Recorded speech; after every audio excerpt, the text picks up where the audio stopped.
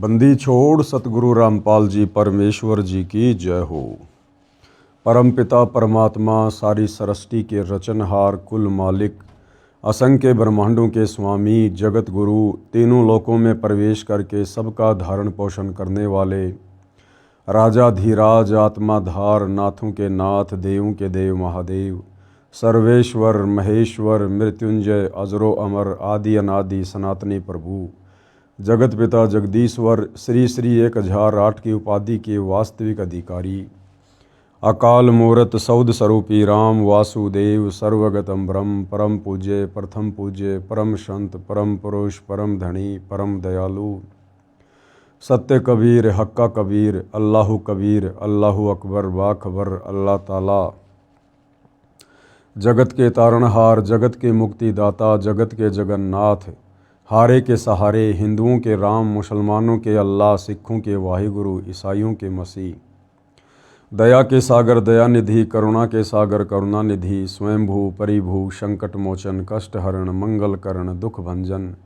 अविगत कबीर निर्विकार निर्विषम परमात्मा अलय अलेख सतगुरु आदि अनादि सतगुरु असली मर्यादा पुरुषोत्तम असली राम असली कृष्ण असली घनश्याम असली मुरारी राजाओं के राजा महाराजाओं के महाराजा शहंशाहों के शहंशाह सम्राटों के सम्राट भगवानों के भगवान अल्लाहों के अल्लाह प्रभुओं के प्रभु मसीहाओं के मसीह सच्चे वाहिगुरु बाबाओं के बाबा पीरों के पीर सेठों के सेठ जगत सेठ सावड़सा सेठ सर्वगुण संपन्न अनंत कोटि कलाओं के स्वामी अनंत कोटि ब्रह्मांडों के नायक योगियों में महायोगी ध्यानियों में महाध्यानी सिद्धों में परम सिद्ध ज्ञानियों में तत्वज्ञानी ब्रह्म ज्ञानी महाज्ञानी परम ज्ञानी सर्वश्रेष्ठ ज्ञानी विज्ञानी युवा कबीर समर्थ कबीर असमवात अमित ओजा सच्चे रहनुमा करीम अल्लाह सुभान अल्लाह दुनिया के अंतिम पैगंबर 8 सितंबर 1951 से गांव धनाना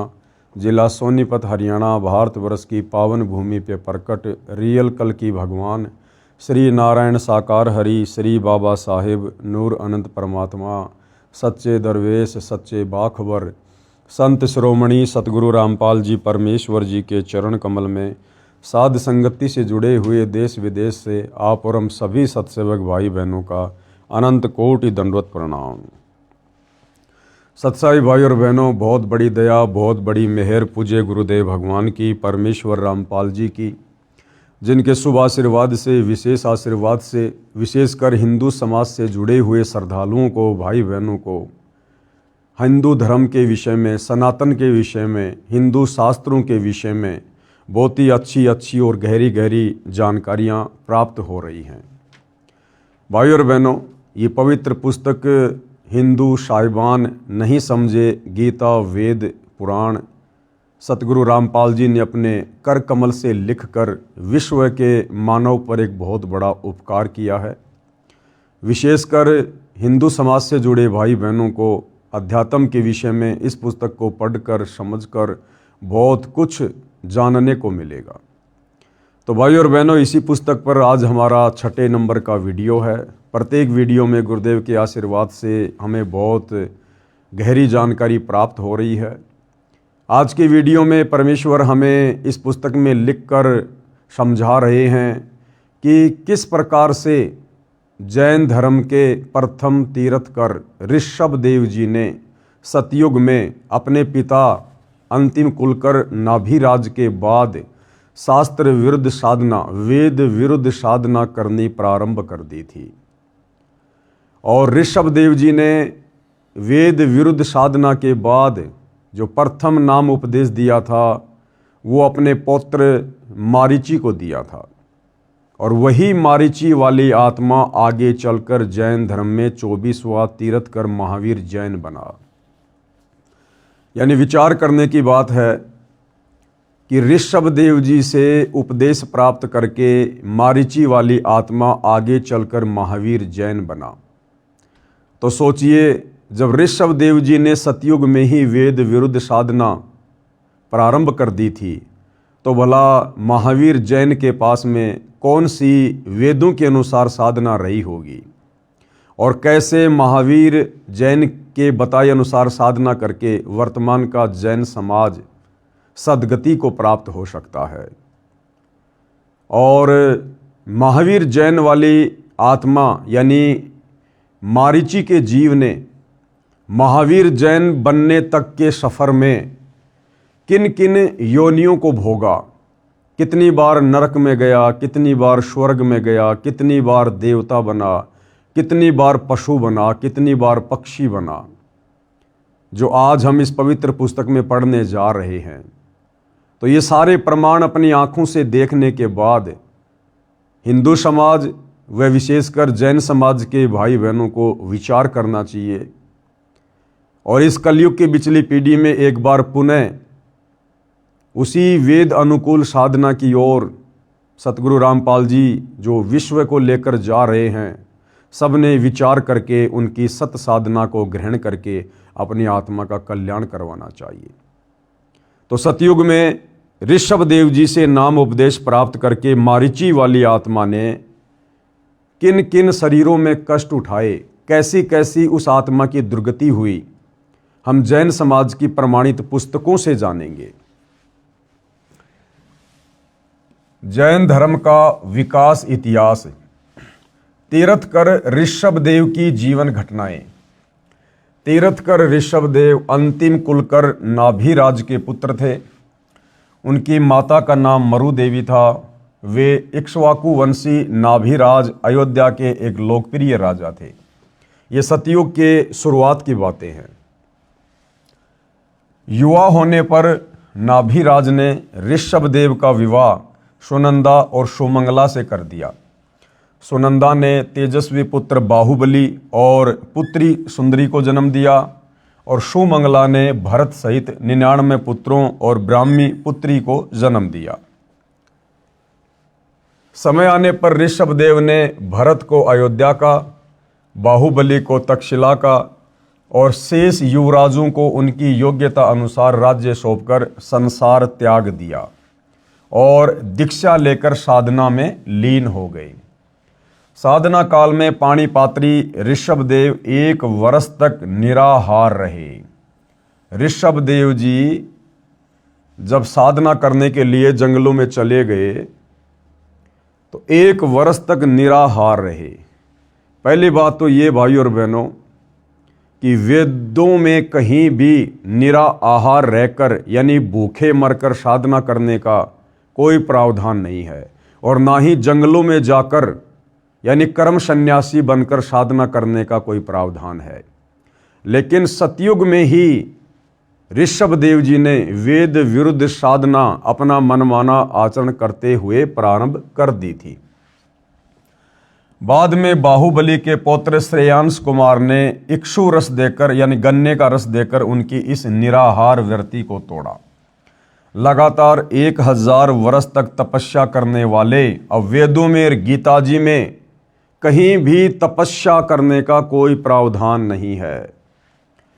मुन्नी ऋषभ देव ने अंत में केवल्य ज्ञान प्राप्त किया और धर्म देशना प्रारंभ कर दी यानी नाम उपदेश देना शुरू कर दिया मनमुखी रूप से। ऋषभ देव जी ने प्रथम नाम उपदेश यानी धर्म देशना भरत के पुत्र मारीची को दी, जो बाद में 24वें तीर्थकर महावीर बने। यानी यही मारीची वाली आत्मा आगे चलकर जैन धर्म में 24वें तीर्थकर महावीर जैन बने। प्रमाण के लिए पेश है जैन संस्कृति कोश के मुख्य पृष्ठ तथा पृष्ठ 175 व 177 की फोटोकॉपी। ये प्रमाणों के साथ में आप भाई बहनों के सामने पेश किया जा रहा है। एनसाइक्लोपीडिया ऑफ जैनिज्म, जैन संस्कृति कोश, प्रथम भाग, जैन इतिहास, संस्कृति, कला एवं पुरातत्व, प्रोफेसर भागचंद्र जैन भास्कर। कहाँ से ये प्रकाशक है, प्राप्ति स्थान, कहाँ कहाँ ये पुस्तक मिलती है, सब कुछ उनके फ़ोन और फैक्स नंबर लिखे हुए हैं। और कहाँ लिखा हुआ इस पुस्तक में, ये सब कुछ आपको यहाँ पर देखने को मिल जाएगा। आप जिस पुस्तक को देख सकते हैं अच्छे से, आगे भी आप इसमें देखेंगे जो का त्यों लेख इस पुस्तक में लिखा हुआ है। जैन धर्म का विकास इतिहास पिछले अध्याय में हमने जैन धर्म की मूल विशेषताओं की ओर संकेत करते हुए उसके उद्भव का उल्लेख किया था। ये सब कुछ लिखा हुआ है और यहाँ पर है तीर्थकर ऋषभदेव की जीवन घटनाएं। तीर्थकर ऋषभदेव अंतिम कुलकर नाभिराज के पुत्र थे। उनकी माता मरु देवी थी। वे इक्ष्वाकु वंशी नाभिराज अयोध्या के एक लोकप्रिय राजा थे। तरुण होने पर यानी युवा होने पर नाभिराज ने ऋषभदेव का विवाह सुनंदा और सुमंगला से कर दिया। सुनंदा ने तेजस्वी पुत्र बाहुबली और पुत्री सुंदरी को जन्म दिया और सुमंगला ने भरत सहित 99 पुत्रों और ब्राह्मी पुत्री को जन्म दिया। यानी पूज्य गुरुदेव भगवान ने अपनी पवित्र पुस्तक में जो लेख लिखा है ज्यों का त्यों जैन समाज की इस पुस्तक में लिखा हुआ है कि ऋषभदेव सतयुग में अयोध्या के राजा थे और किस प्रकार से उन्होंने वेद विरुद्ध साधना शुरू की। बिल्कुल साफ साफ लिखा हुआ, देखिएगा। समय आने पर ऋषभदेव ने भरत को अयोध्या का, बाहुबली को तक्षशिला का और शेष युवराजों को उनकी योग्यता अनुसार राज्य सौंपकर संसार त्याग दिया और दीक्षा लेकर साधना में लीन हो गए। साधना काल में पाणिपात्री ऋषभदेव 1 वर्ष तक निराहार रहे, यानी उन्होंने कुछ भी नहीं खाया पिया। बाद में बाहुबली के पौत्र श्रेयंस कुमार ने इक्षु रस देकर उनकी इस निराहार व्यर्ति को तोड़ा। लगातार 1000 वर्ष तक तपस्या करने वाले मुनि ऋषभदेव ने अंत में केवल्य ज्ञान प्राप्त किया और धर्म देशना प्रारंभ की। प्रथम धर्म देशना यानी नाम उपदेश भरत के पुत्र मारीची को दी, जो बाद में 24वें तीर्थकर महावीर जैन बने। ये सब कुछ जैन समाज की पुस्तकों में लिखा हुआ है। कहने का मतलब है कि जो बातें पूज्य गुरुदेव भगवान हमें इस पवित्र पुस्तक हिंदू साहिबान नहीं समझे गीता वेद पुराण इसमें जो लिखा है वो शब्दा शब्द सत्य है, किसी को किसी प्रकार की कोई शंका ना हो। अब हम अपने मुख्य पॉइंट पर आते हैं। हिंदू साहिबान नहीं समझे गीता वेद पुराण। वेदों वाली साधना यानी जो श्रीमद् भगवत गीता के रूप में द्वापर के अंत में बताई है, यह सतयुग के लगभग 1 लाख वर्ष बीत जाने पर नष्ट हो गई थी। यानी नाभिराज तक वेदों के अनुसार साधना हुआ करती थी, लेकिन नाभिराज के बाद उनके जो बेटे थे, जो पुत्र थे ऋषभदेव, उन्होंने फिर वेद विरुद्ध साधना करनी शुरू कर दी थी, मनमाना आचरण करना शुरू कर दिया था। यानी सनातन का धीरे धीरे पतन ऋषभदेव के बाद शुरू हो चुका था, यानी लुप्त हो गई थी। ऋषिजन व अन्य साधक मनमाना आचरण करने लग गए थे, जो गीता अध्याय 16 श्लोक 23 में व्यर्थ कहा है। इसका प्रमाण है राजा ऋषभदेव व मरीचि। राजा नाभिराज के पुत्र राजा ऋषभदेव राज त्याग कर मनमाना आचरण करने लगे। 1 वर्ष तक निराहार रहे, भूखे रहे, यानी बिल्कुल खाना नहीं खाया। उनके पौत्र यानी ग्रांडसन बाहुबली के पुत्र श्रेयांश ने उनका व्रत खुलवाया गन्ने का रस पिलाकर। फिर 1000 वर्ष तक घोर तप किया, जो कि वेद विरुद्ध साधना है, गीता के विरुद्ध साधना है तप करना। उसके पश्चात धर्म देशना यानी दीक्षा देनी प्रारंभ कर दी, वो भी मनमुखी रूप से। धर्म देशना अपने पौत्र भरत के पुत्र मारीची को दी और यही मारीची आगे चलकर महावीर जैन बने। यही मारीची वाली आत्मा जैन धर्म के 24वें तीर्थकर महावीर वर्धमान हुए। ऋषभदेव जी 1 वर्ष निराहार रहे, फिर जंगल में जाकर 1000 वर्ष तक तप किया। जंगल में जाकर 1000 साल तक तप किया। मारीची ने वही साधना की जो उसके गुरु व दादाजी ऋषभदेव ने स्वयं की थी, यानी ऋषभदेव जी ने वेद विरुद्ध साधना की थी और वही साधना उसके पौत्र मारीची ने शुरू कर दी तथा वही मारीची को बताई थी। गीता अध्याय 6 श्लोक 16 में कहा है कि हे भारत, योग यानी साधना न तो बिल्कुल न खाने वाले की, न अधिक खाने वाले की, न अधिक जागने वाले की और न अधिक सोने वाले की सफल होती है। अब भाइयों और बहनों, गीता का ज्ञान देने वाला भगवान ये ब्रह्म गीता जी में क्या कह रहा है अर्जुन को कि हे अर्जुन, जो व्यक्ति बिल्कुल भी भोजन नहीं करता है और भक्ति भी करता है, उसकी भक्ति साधना कभी सफल नहीं होती। तो बिल्कुल न खाने का मतलब है व्रत करना। तो ऋषभ देव जी ने वेद विरुद्ध साधना की, 1 वर्ष तक निराहार रहे, उन्होंने व्रत किया, कुछ भी नहीं खाया। यानी वेद विरुद्ध साधना, गीता के विरुद्ध साधना, यानी निराहार रहने वाले की भक्ति व्यर्थ है। गीता अध्याय 17 श्लोक 5 और 6 में कहा है कि जो मन कल्पित घोर तप को तपते हैं, जो व्यक्ति मन कल्पित यानी मनमाना आचरण करते हुए घोर तप करते हैं, जैसे एक पैर पे खड़ा हो जाना, पैदल यात्रा करना, कावड़ लेके आना, ये सब मन कल्पित घोर तप की श्रेणी में आते हैं। तो गीता का ज्ञान देने वाला भगवान ब्रह्म, जिसे हिंदू समाज श्री कृष्ण के नाम से जानता है, पहचानता है और उसी को सुप्रीम गॉड मानता है, तो भाई वही गीता का ज्ञान देने वाला भगवान ब्रह्म कह रहा है गीता अध्याय 17 श्लोक 5 और 6 में कि जो मन कल्पित घोर तप को तपते हैं। और भाई आज वर्तमान में पूरा का पूरा हिंदू समाज मन कल्पित साधना में लगा हुआ है। वे शरीर में स्थान स्थान पर विराजमान शक्तियों व अन्य जीवों को, जो शरीर में जीवाणु हैं, उनको तथा मुझे दुखी करने वाले हैं, पीड़ा देने वाले हैं, उनको असुर स्वभाव के जान, यानी उनको राक्षस प्रवृत्ति के जान। कहाँ लिखा है? गीता अध्याय 17 श्लोक 5 और 6 में। अब निष्कर्ष क्या दे रहे हैं पूज्य गुरुदेव भगवान? निष्कर्ष, श्री ऋषभ देव जी, उसके पौत्र व शिष्य मारीची ने भी ऐसी साधना की, यानी गीता के विरुद्ध साधना, वेदों के विरुद्ध साधना, जिस कारण से मारीची के जीव ने, यानी मारीची वाली आत्मा ने, महावीर जैन तक के जीवन के बीच के जन्मों में जो लाभ व हानि हुई वह संक्षिप्त में इस प्रकार है। यानी ऋषभ देव जी का अनुसरण करने के कारण मारीची वाली आत्मा ने भी आजीवन वेद विरुद्ध साधना की, और मारीची से लेकर, यानी मारीची हुए थे सतयुग में, और मारीची से लेकर महावीर जैन तक का सफर उसी आत्मा का। तो महावीर जैन हुए अब कलयुग में, और मारीची वाली आत्मा हुई थी सतयुग में। तो इस बीच तो कई लाखों वर्ष का जीवन व्यतीत हो गया।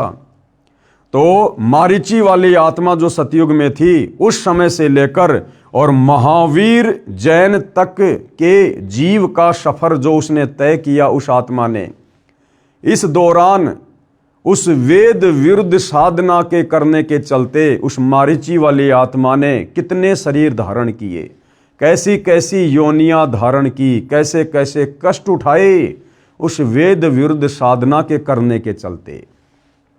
तो सोचिए भाई और बहनों, वर्तमान में पूरा विश्व क्या साधना कर रहा है? वही मन कल्पित मनमाना आचरण, वेद विरुद्ध साधना। तो आप और हमने भी इसी प्रकार से कष्ट भोगा है जो मारीची वाली आत्मा ने भोगा। अब हम आगे पढ़ेंगे कि किन किन शरीरों को मारीची वाली आत्मा ने धारण किया और कष्ट उठाया वेद विरुद्ध साधना करने के चलते। कभी भीलों के राजा का जन्म जिया, यानी जंगलों में भटका, शिकार किया, कच्चे जानवर खाए, कभी देवता बना, कभी स्वर्ग में गया, कभी नरक में गिरा, 60 करोड़ बार गधा बना।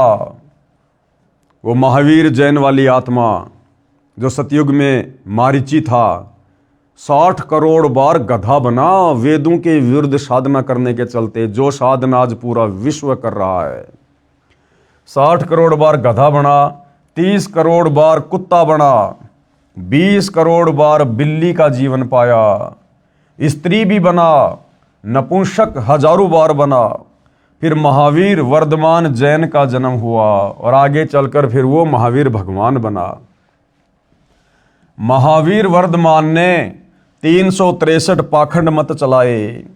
एक तो भाइयों और बहनों वो मारीची वाली आत्मा महावीर जैन वैसे ही वेद विरुद्ध साधना कर रही थी, और महावीर जैन का जन्म प्राप्त करके और उसने 363 पाखंड मत शुरू कर दिए।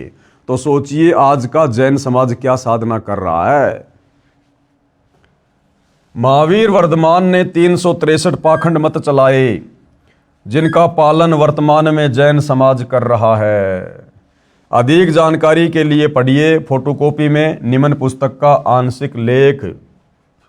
अब भाइयों और बहनों, ये बातें हमारे गले कैसे उतरे कि महावीर जैन वाली आत्मा भी 60 करोड़ बार गधा बना, 30 करोड़ बार कुत्ता बना, 20 करोड़ बार बिल्ली बना, नपुंसक बना, पेड़ पौधे की योनियों में गया, फिर कभी बीच बीच में देवता बना, कभी उसका गर्भ में जो है मृत्यु हुई, वो वेद विरुद्ध साधना करने के चलते। तो अगर आपको ये प्रमाण दिखा दिए जाएं जैन समाज के विद्वानों के द्वारा लिखी जैन समाज की पुस्तकों में, उसके बाद तो भगत समाज को कोई संदेह नहीं होना चाहिए कि भैया फिर हमारी क्या औकात है। जो अपने आप को भगवान कहलाकर चले गए, उन्होंने भी गधे कुत्ते सूअर की योनियां भोगी हैं वेद विरुद्ध साधना करने के चलते। तो हम जैसे दो कौड़ी के जीवों की भला क्या औकात, यदि हमने आज वर्तमान में तत्वदर्शी संत सतगुरु रामपाल जी के बताए अनुसार वेद अनुकूल साधना प्रारंभ नहीं की। तो भाइयों और बहनों, ये पुस्तक है, पुस्तक आओ जैन धर्म को जाने, जिसके लेखक हैं प्रवीण कुमार जैन, M.A. शास्त्री, जम्बूद्वीप हस्तिनापुर। प्रकाशक हैं श्रीमती सुनीता जैन, जम्बूद्वीप हस्तिनापुर, मेरठ उत्तर प्रदेश। मुद्रक हैं Dhinendra Jain, new Rishabh offset printer, Meerut. कृपया पढ़ें इस पुस्तक के पेज नंबर 293 से 296 की फोटोकॉपी। ये प्रमाण आप भाई बहनों की आंखों के सामने है। ये पुस्तक है आओ जैन धर्म को जाने, इसका पेज नंबर है 293। विशेष प्रकरण, यहाँ पर सब कुछ लिखा हुआ है।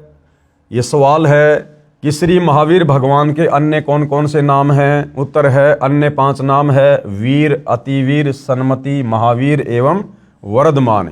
इस प्रकार के बहुत सारे सवाल जवाब हैं। हम अपने मुख्य पॉइंट पर चलते हैं, पेज नंबर 294 पर। ये आ गया भाइयों और बहनों पेज नंबर 294। पुस्तक है आओ जैन धर्म को जाने। इसमें यह प्रश्न है कि श्री महावीर भगवान के जीवन का कथन कहाँ से प्रारंभ हुआ। यानी महावीर भगवान जो जैनियों के 24वें तीर्थ कर रहे हैं, उनकी आत्मा की शुरुआत कहाँ से हुई। उत्तर पुरूरवा नामक भील की पर्याय से। प्रश्न, पुरूरवा भील कौन था और उसने क्या किया। उत्तर, पुष्कलावती देश की पुंडरी किरणी नगरी में वह भीलों का राजा था। उसने सागर सैन मुनिराज से मध्य मास मधु का त्याग व्रत लिया था, जिसे जीवन पर्यंत पालन किया। ठीक है, आगे फिर मारीची वाली आत्मा कहाँ गई। प्रश्न, श्री महावीर भगवान का जीव पुरूरवा भील की पर्याय से कहाँ गया। उत्तर, पहले 100 धर्म स्वर्ग में 1 सागर की आयु वाला देव हुआ। प्रश्न, पहले स्वर्ग के बाद श्री महावीर भगवान का जीव किस पर्याय में गया। उत्तर, भरत चक्रवर्ती की रानी अनंतमती से मारीची नामक ज्येष्ठ पुत्र हुआ। यानी सतयुग में फिर इसका जन्म हुआ भाई और बहनों, राजा ऋषभ राज के पोते के रूप में। फिर क्या हुआ। प्रश्न, मारीची की पर्याय से यानी मारीची के शरीर से महावीर भगवान का जीव किस पर्याय में गया। उत्तर, ब्रह्म स्वर्ग में देव हुआ। अब सतयुग से महावीर जैन के जीव की यात्रा शुरू होती है। यानी मारीची ने, जो कि आगे चलकर महावीर जैन बना, तो मारीची ने सतयुग में अपने दादा ऋषभ देव से नाम उपदेश लिया और भक्ति शुरू की। और ऋषभ देव से नाम लेकर उसने भक्ति शुरू की, तो मरने के बाद उसका जीव कहाँ गया। ब्रह्म स्वर्ग में देव हुआ। प्रश्न, ब्रह्म स्वर्ग के बाद श्री महावीर भगवान का जीव किस पर्याय में, यह पर्याय का मतलब होता है शरीर, कौन से शरीर में गया। उत्तर, अयोध्या नगरी में कपिल ब्राह्मण की काली स्त्री से जटिल नाम का पुत्र हुआ। फिर प्रश्न है, जटिल की पर्याय से यानी शरीर से श्री महावीर भगवान का जीव किस पर्याय यानी शरीर में गया। उत्तर मिला, 100 धर्म स्वर्ग में 1 सागर की आयु वाला देव हुआ। आगे प्रश्न किया है, 100 धर्म स्वर्ग से निकलकर श्री महावीर भगवान का जीव किस पर्याय में गया। उत्तर, इसी भरत क्षेत्र में सुतिका नामक गांव में अग्निभूत ब्राह्मण की गौतम स्त्री से अग्निशय नामक पुत्र हुआ। आगे प्रश्न किया है, अग्निशय की पर्याय से श्री महावीर भगवान का जीव किस पर्याय में गया? उत्तर मिला स्वर्ग में गया। प्रश्न, स्वर्ग की पर्याय से श्री महावीर भगवान का जीव किस पर्याय में गया? उत्तर, भरत क्षेत्र के मंदिर नामक ग्राम में गौतम ब्राह्मण की कौशिकी पत्नी से अग्निमित्र नाम का पुत्र हुआ। यानी मारीची वाली आत्मा के बार बार जन्म होते आ रहे हैं, मोक्ष नहीं हुआ, बार बार जन्म और मृत्यु होती आ रही है। जैसे कि गीता का ज्ञान देने वाले ब्रह्म ने गीता में पहले ही कहा है कि अर्जुन, तेरे और मेरे बहुत जन्म हो चुके हैं, तू और मैं और ये राजा लोग पहले भी थे, आज भी हैं और आगे भी होंगे। यानी ब्रह्म की साधना करते करते ये जीव कभी भी पूर्ण मुक्ति को प्राप्त नहीं हो सकता, जन्म और मरण के चक्कर से पीछा नहीं छुड़वा सकता। प्रश्न, अग्निमित्र की पर्याय से श्री महावीर भगवान का जीव कहाँ गया? उत्तर मिला महेंद्र स्वर्ग में गया। प्रश्न, महेंद्र स्वर्ग से श्री महावीर भगवान का जीव कहाँ गया?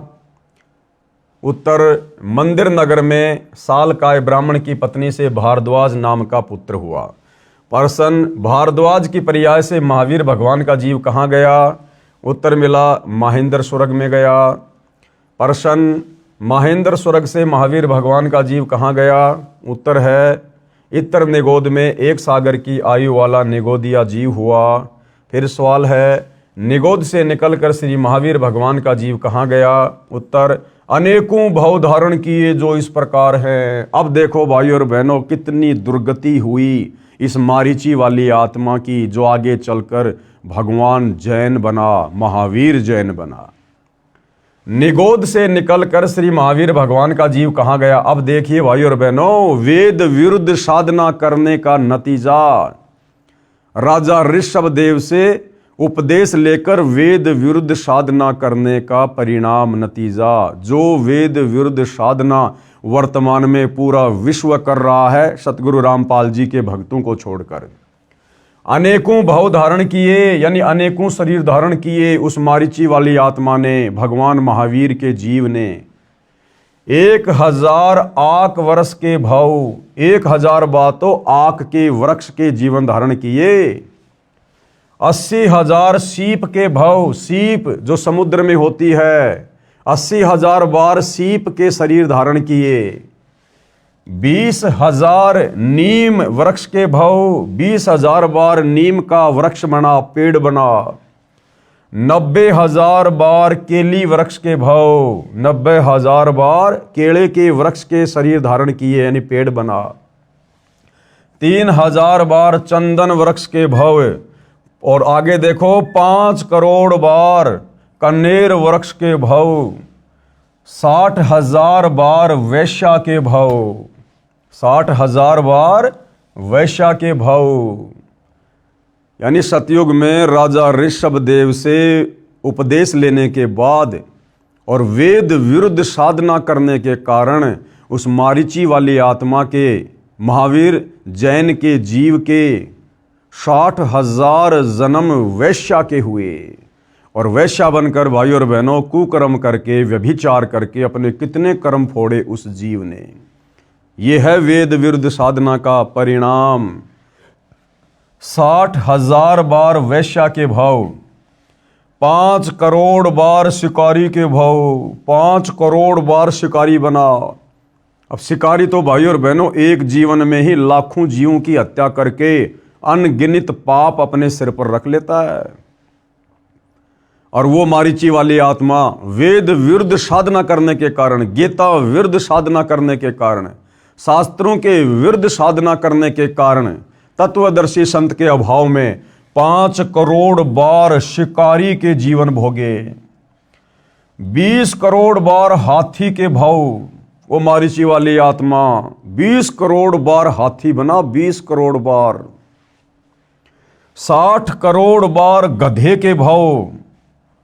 अब जैनियों का भगवान महावीर वही आत्मा मारीची वाली 60 करोड़ बार गधे के जीवन भोगे, गधे के।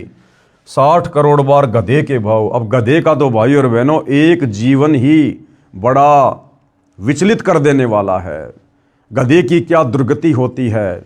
सारा दिन उसका मालिक कमर तोड़ मेहनत करवाता है और उसको घर पर खाने को भी कुछ नहीं देता है, कान पकड़ के घर से बाहर कर देता है। बाहर वो गधा उन कुर्रियों पर वो गंदगी खाता हुआ फिरता है।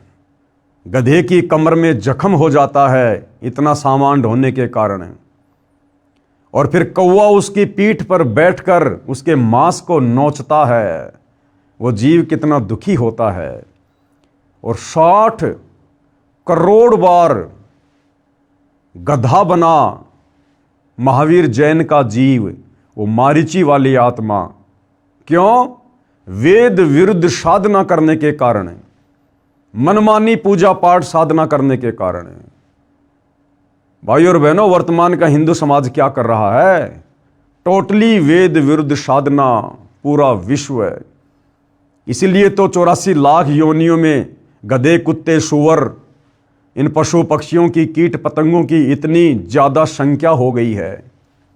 वेद विरुद्ध साधना करने के कारण और उल्टे सीधे कर्म कुकर्म व्यसन करने के कारण सूअर के जन्म, कुत्ते के जन्म, एक कुतिया एक बार में 8-8, 10-10 बच्चों को जन्म देती है।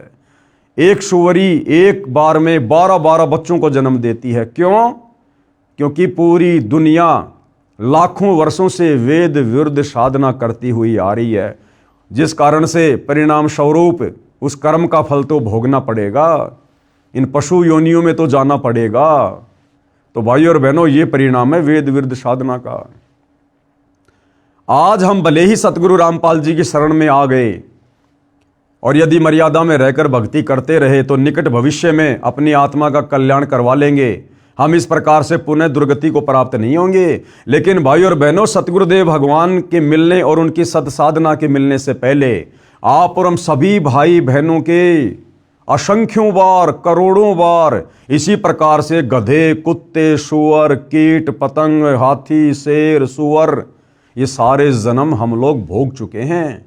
इन कष्टों को हमने झेला है, सहन किया है। इसलिए भाई और बहनों, अब हमने दृढ़ता के साथ उस वेद विरुद्ध साधना को त्याग कर सतगुरु रामपाल जी के द्वारा जो शास्त्र विरुद्ध साधना बताई जा रही है, हमने विशेष मर्यादाओं में रहकर इस साधना पर अंतिम समय और श्वास तक दृढ़ रहना है। तो मारीची वाली आत्मा ने क्या क्या शरीर भोगे? 20 करोड़ बार हाथी के भाव, 60 करोड़ बार गधे के भाव, 30 करोड़ बार कुत्ते के भाव। अब भाइयों और बहनों, यदि हम कुत्ते के एक जीवन पर गहनता से नजर डालें तो बड़ा विचलित कर देने वाला दृश्य है। कुत्ता पूरी रात भौंकेगा क्योंकि उसकी गंदी आदत है, उसका स्वभाव ही ऐसा है। सुबह उसको तेज की भूख लगेगी, भोजन के लिए घर घर जाएगा, कहीं उसको टूक मिलेंगे तो कहीं उसको जूत मिलेंगे। मान लो किसी भगवान आत्मा ने एक टुकड़ा डाल दिया, अब एक टुकड़े से उस भूखे कुत्ते की भूख शांत नहीं होती और ज़्यादा बढ़ जाती है, और एक टुकड़ा भी जमीन में डाल दिया जाता है, साथ में 10 ग्राम मिट्टी खाएगा। फिर भाई और बहनों दूसरे घर में जाएगा, वहाँ उसका सौभाग्य या दुर्भाग्य उसको रोटी का टुकड़ा मिले या उसको डंडा मिले। किसी ने डंडा मार दिया, सीधा खेतों में जाएगा, वहाँ पर वो लैट्रिन खाएगा, गोबर खाएगा। कुत्ते आपस में लड़ते हैं, झगड़ते हैं, एक दूसरे का शरीर फाड़ देते हैं, उसमें कीड़े पड़ जाते हैं, जख्म हो जाता है, कुत्ते को खुजली लग जाती है, एक्सीडेंट में पैर टूट जाता है, कमर टूट जाती है, और कितनी दुर्गति से भाई और बहनों वो कुत्ता अपना जीवन पूरा कर पाता है। ना समय पे खाना, ना पीना, ना ढंग से सोना, कैसी दुर्गति है उसकी। अब ना उसके पास कोई परिवार है, ना कोई ज़मीन है, ना फार्म हाउस है, ना कोई बिजनेस कर सकता है, ना अपनी दुख तकलीफ पीड़ा बोलकर किसी को बता सकता है। और मारीची वाली आत्मा ने, महावीर जैन के जीव ने कितनी बार कुत्ते के शरीर धारण किए? 30 करोड़ बार। 60 करोड़ बार नपुंसक के भव, 60 करोड़ बार हिजड़ा बना, 60 करोड़ बार, और 20 करोड़ बार स्त्री के भव, 90 लाख बार धोबी के भव, 8 करोड़ बार घोड़े के भव, 8 करोड़ बार घोड़ा बना, 20 करोड़ बार बिल्ली के भव, 60 लाख बार गर्भपात में मरण, और 60 लाख बार वो मारीची वाली आत्मा वेद विरुद्ध साधना करने के कारण, मनमानी भक्ति साधना करने के कारण, और 60 लाख बार गर्भपात से मरण यानी मां के पेट में ही उसकी मृत्यु हो गई, और 80 लाख बार देव पर्याय को प्राप्त हुआ। अब क्या करेंगे उस देवता के शरीर को जो 60 करोड़ बार 30 करोड़ बार गधे कुत्ते के शरीर भोगने पड़ रहे हैं। तो भाई और बहनों, ये दुर्गति हुई उस आत्मा की जिसने वेद विरुद्ध साधना की, और आज वही वेद विरुद्ध साधना पूरा विश्व कर रहा है। तो आगे क्या दुर्गति होगी, ये प्रमाण आप जियों की आंखों के सामने है। उपरोक्त बहुओं को प्राप्त करने के बाद, यानी उपरोक्त सारे शरीर भोगने के बाद गधे कुत्ते के, श्री महावीर भगवान ने किस पर्याय को प्राप्त किया? उत्तर राजगृह नगर में सथावर नाम का ब्राह्मण हुआ। प्रश्न, सथावर की पर्याय से श्री महावीर भगवान का जीव कहाँ गया? उत्तर महेंद्र स्वर्ग में 7 सागर की आयु वाला देव हुआ। प्रश्न, महेंद्र स्वर्ग से महावीर भगवान का जीव कहाँ गया? उत्तर राजगृह में विश्वभूति राजा की जैनी रानी से विश्वनंदी नाम का पुत्र हो गया। प्रश्न, विश्वनंदी पर्याय से निकलकर श्री महावीर भगवान का जीव कहाँ गया? महाशुक्र स्वर्ग में देव हुआ। प्रश्न, महाशुक्र स्वर्ग से निकलकर महावीर भगवान का जीव कहाँ गया? उत्तर त्रिपष्ट नामक नारायण हुआ। प्रश्न, त्रिपष्ट नारायण से श्री महावीर भगवान का जीव कहाँ गया? उत्तर 7वें नरक में, 7वें नरक में गया। फिर वो यानी सबसे भयंकर सजा जहाँ मिलती है, थर्ड क्वालिटी का नरक, 7वें नरक में गया। प्रश्न, 7वें नरक से श्री महावीर भगवान का जीव कहाँ गया? ये पेज नंबर 294 है। आओ जैन धर्म को जाने, ये पुस्तक। सिंहगिरी पर्वत पर सिंह हुआ, पुनः प्रथम नरक में गया। प्रश्न, प्रथम नरक से निकलकर श्री भगवान महावीर का जीव कहाँ गया? हिमवान पर्वत शिखर पर सिंह हुआ, यहाँ पर उसे अजितंजय एवं अमित गुण नामक मुनिराज ने संबोधित किया। प्रश्न, सिंह का जीव किस पर्याय में गया? सौधर्म स्वर्ग में सिंह केतु नाम का देव हुआ। सिंह केतु का जीव किस पर्याय में गया? कनक प्रभु नगर में राजा नकपुंख विद्याधर और रानी कनकमाला से कंकोज्वल नाम का पुत्र हुआ। फिर कनकोज्वल आगे किस पर्याय में गया? 7वें स्वर्ग में देव हुआ। 7वें स्वर्ग से श्री भगवान महावीर का जीव कहाँ गया? अयोध्या नगरी में राजा वज्रसेन की शीलवती रानी से हरिसेन नाम का पुत्र हुआ। ये उसके बहुत सारे जन्म लिखे हुए हैं भाई और बहनों। और अंत में फिर वो जीव कहाँ गया? अंत में देखिएगा, पुष्कोत्तर विमान में देव हुआ। तदंतर 24वें तीर्थ कर श्री महावीर भगवान हुए।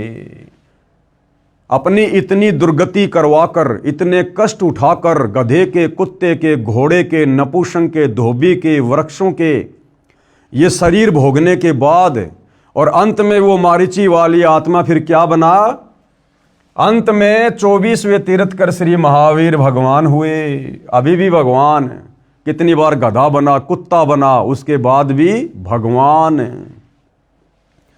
प्रश्न, श्री महावीर भगवान के जीव ने कितने पाखंड मत चलाए? अब देखो भाई और बहनों, ये पुस्तक सतगुरु रामपाल जी ने नहीं लिखी है, जैन समाज के विद्वानों ने लिखी है, और पूरे जैन समाज को स्वीकार्य है। और क्या लिखा जा रहा है कि श्री महावीर भगवान के जीव ने कितने पाखंड मत चलाए? 363 पाखंड मत चलाए। पहली बात तो वो मारीची वाली आत्मा वेद विरुद्ध साधना करने के चलते खुद कितना दुखी हुआ, कितना परेशान हुआ। और आगे चलकर जब वो मारीची वाली आत्मा महावीर जैन बना, उसने और 363 पाखंड मत चला दिए। यानी आज का जैन समाज वो साधना भी नहीं कर रहा जो साधना ऋषभ देव ने मारीची को दी थी, क्योंकि आगे चलकर उसी मारीची वाली आत्मा ने महावीर जैन बनकर भक्ति के स्वरूप को और अधिक बिगाड़ दिया और मनमाना आचरण करते हुए मनमुखी रूप से 363 पाखंड मत चला दिए। तो भाइयों और बहनों, यदि सतगुरु रामपाल जी की शरण में आकर जैन समाज के भाई बहनों ने, हिंदू समाज ने, विश्व के मानव समाज ने यदि ये सत्य साधना दोबारा शुरू नहीं की, तो इससे भी भयंकर दुर्गति आत्माओं की होगी निकट भविष्य में। श्री महावीर भगवान के जीव ने कितने पाखंड मत चलाए, 363 पाखंड मत चलाए। खुद जैन समाज के विद्वान अपनी कलम से लिख रहे हैं। ऊपर लगी फोटोकॉपी पुस्तक आओ जैन धर्म को जाने की है। 3रा अध्याय, हिंदू साहिबान नहीं समझे गीता वेद पुराण, इसका 3रा अध्याय पवित्र हिंदू समाज में प्रचलित गीता तथा वेदों के विपरीत साधना कैसे प्रवेश हुई। अब देखो भाइयों और बहनों, बार बार गुरुदेव भगवान जोर देकर हमें यही समझाना चाह रहे हैं कि भाई ये वेद विरुद्ध साधना, सनातन विरुद्ध साधना, ये कब शुरू हुई, कैसे शुरू हुई। क्योंकि भाइयों और बहनों, जब तक ये सच्चाई हमारे हृदय में प्रवेश नहीं करेगी, हमारा मन इन बुराइयों को छोड़ने से पीछे नहीं हटेगा, ये वेद विरुद्ध साधना से हटने को पीछे नहीं होगा। इसलिए हमने बारंबार इस सच्चाई को पढ़ना पड़ेगा, अपने हृदय में जमाना पड़ेगा कि पवित्र हिंदू समाज में यानी सनातन धर्म में ये वेद विरुद्ध और गीता विरुद्ध साधना कैसे प्रचलन में आई, कैसे भक्ति का स्वरूप बिगड़ा। चारों वेदों ऋग्वेद, यजुर्वेद, सामवेद तथा अथर्ववेद को हिंदू समाज दिल से मानता है। यानी हिंदू तो विशेषकर वेदों को अपने सदग्रंथ मानते हैं कि इनमें परमात्मा की महिमा की जानकारी तथा साधना यानी भक्ति की जानकारी भी सत्य है। यह भी मानता है कि श्रीमद् भगवद गीता चारों वेदों का सार है और संक्षिप्त रूप है। वेदों को ठीक ठीक से हिंदू नहीं समझ सके। कारण यह था कि वेदों का ज्ञान राजा नाभिराज यानी ऋषभ देव के पिता के बाद नष्ट हो गया था। यानी सतयुग 1 लाख वर्ष बीतने के बाद धीरे धीरे ऋषभ देव के बाद वेद विरुद्ध साधना होना शुरू हो चुकी थी। वेद ज्ञान धीरे धीरे नष्ट होना, लुप्त होना शुरू हो चुका था। उस समय सतयुग लगभग 1 लाख वर्ष ही बीता था। यानी नाभिराज के बाद जब राजा ऋषभ देव अयोध्या के राजा बने, उस समय तक सतयुग केवल 1 लाख वर्ष ही बीता था, जो कि सतयुग की कुल उम्र 17,28,000 वर्ष थी। ऋषिजन एक दूसरे से सुनकर या देखकर शास्त्र विधि त्याग कर मनमाना आचरण करने लगे, जिसका प्रत्यक्ष प्रमाण ऊपर ऋषभ देव जी तथा मरीची यानी महावीर जैन की क्रियाओं और उपलब्धि व दुर्गति के प्रकरण में है। गीता अध्याय 6 श्लोक नंबर 16 में कहा है, गीता ज्ञान देने वाले भगवान ब्रह्म ने क्या कहा, हे अर्जुन, यह योग यानी साधना न तो बहुत खाने वाले का यानी व्रत रखने वाले का, भूखे रहने वाले का, जैसा कि ऋषभ देव ने 1 वर्ष तक निराहार रहकर भक्ति की जो वेद विरुद्ध थी। तो गीता का ज्ञान देने वाला भगवान अर्जुन को कह रहा कि हे अर्जुन, यह योग यानी भक्ति साधना न तो बहुत खाने वाले का और न बिल्कुल न खाने वाले का, यानी निराहार रहना, व्रत करना, यानी निराहार भूखा रहने वाले का, न अधिक सोने वाले का तथा न अधिक जागने वाले का सिद्ध होता है। इससे सिद्ध हो जाता है कि ऋषभ देव जी ने व मरीची ने शास्त्र विधि त्याग कर मनमाना आचरण किया, जिस कारण से उनकी साधना यानी भक्ति व्यर्थ थी, यूजलेस थी, बेकार थी वो साधना, जिन्हें हम बहुत बड़े ऋषि संत महात्मा मानकर बड़े सम्मान वाली दृष्टि से देख रहे थे।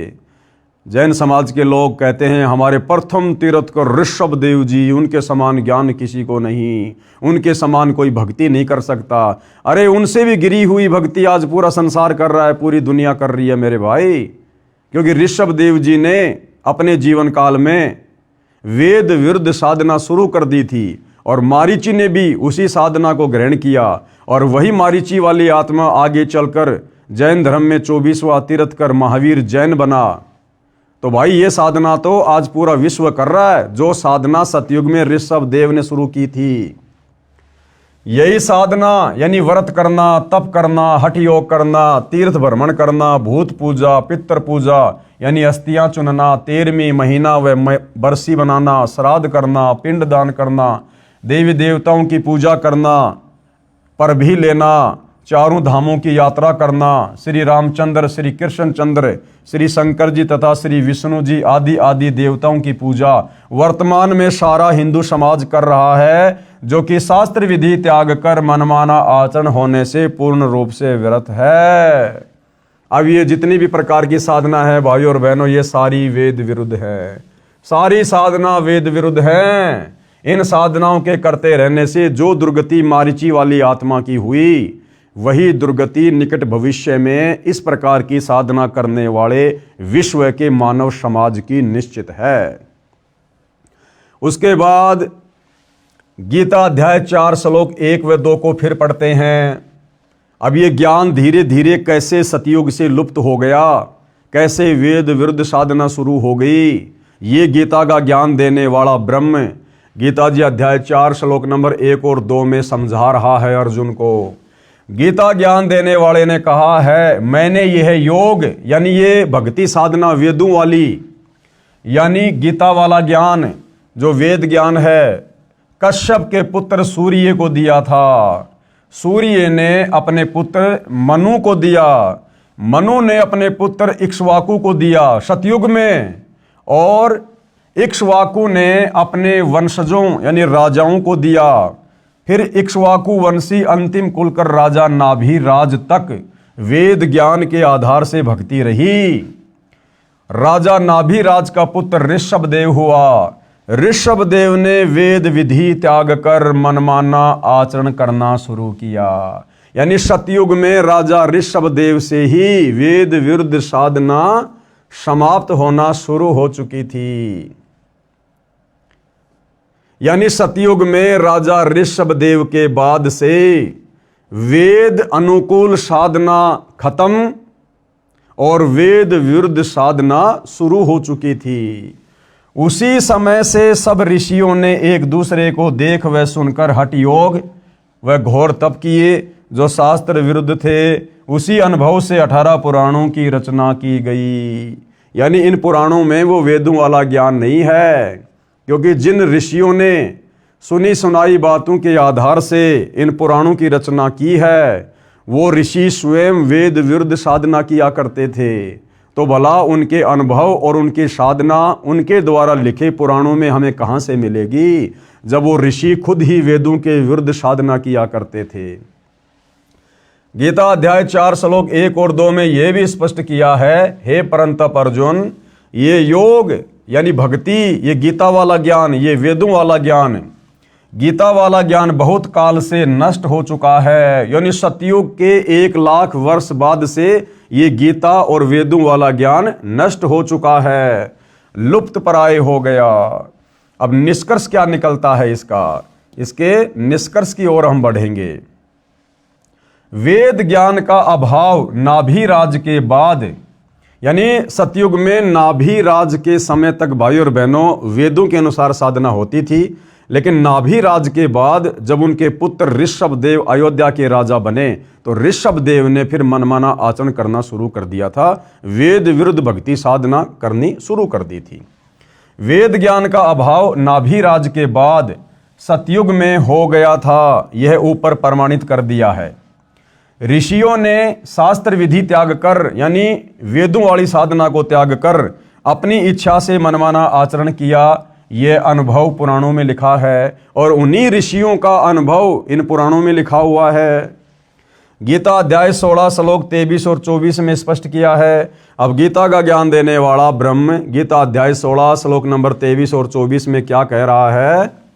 गीता अध्याय 16 श्लोक 23, जो व्यक्ति यानी जो भगत शास्त्र विधि को त्याग कर यानी वेदों और गीता वाली साधना को त्याग कर जो अपनी इच्छा से मनमाना आचरण करता है, हरे रामा हरे कृष्णा राम राम राधे राधे श्याम मिला दे, तीर्थों पर जाना, व्रतों पे जाना, व्रत करना, पैदल यात्रा करना, कावड़ लेके आना, देवी देवताओं की पूजा करना, पितृ पूजा करना, भैरव भूत की पूजा करना, श्राद्ध निकलना, चौराहों की पूजा करना, पेड़ पौधों की पूजा करना, दुनिया भर के मनमाने पाखंड, जंतर मंत्र, ये सब वेद विरुद्ध साधना है। तो गीता ज्ञान देने वाला ये भगवान ब्रह्म गीता अध्याय 16 श्लोक 23 में अर्जुन से क्या कह रहा है कि जो व्यक्ति, जो साधक, जो भगत शास्त्र विधि को त्याग कर यानी वेद और गीता में लिखी सत्य साधना को त्याग कर जो अपनी इच्छा से मनमाना आचरण करता है, उसको न तो सुख प्राप्त होता है न सिद्धि प्राप्त होती है, जो कार्य सिद्ध करती है मोक्ष में सहयोगी होती है तथा न उसकी गति यानी मोक्ष होती है। अब बताओ, मारीची की गति नहीं हुई, वेद विरुद्ध साधना करने वाले मारीची की गति नहीं हुई।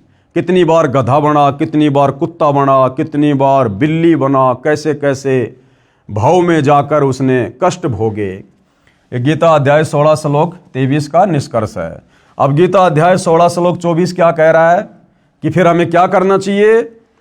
इससे तेरे लिए अर्जुन कर्तव्य यानी जो भक्ति कर्म करने योग्य हैं और अकर्तव्य जो भक्ति कर्म न करने योग्य हैं, उसके लिए शास्त्र ही प्रमाण है कि भैया ये वेद और गीता ही प्रमाण है कि कौन सी भक्ति करनी चाहिए और कौन सी भक्ति नहीं करनी चाहिए। और गीता जी ने अपना निष्कर्ष बता दिया।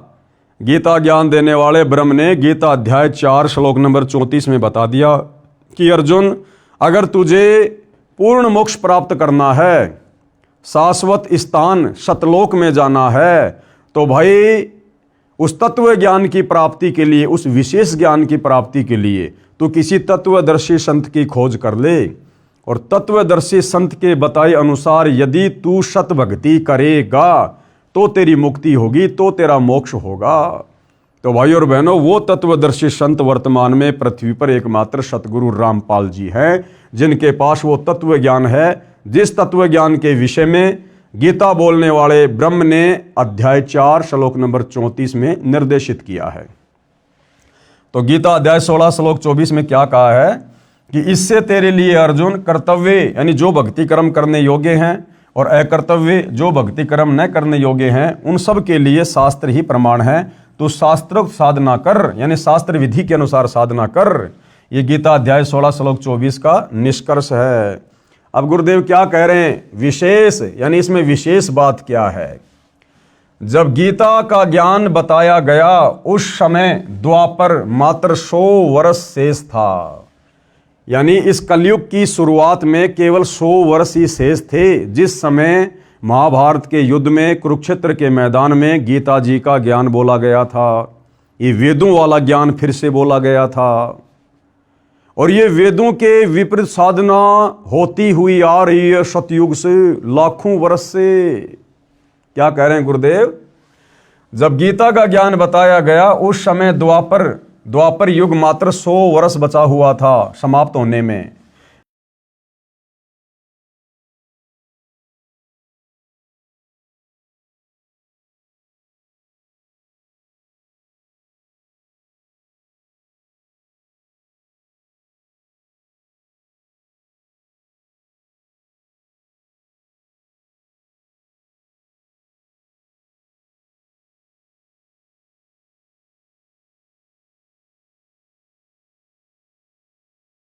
गणित की रीति से समझते हैं 4 युग हैं।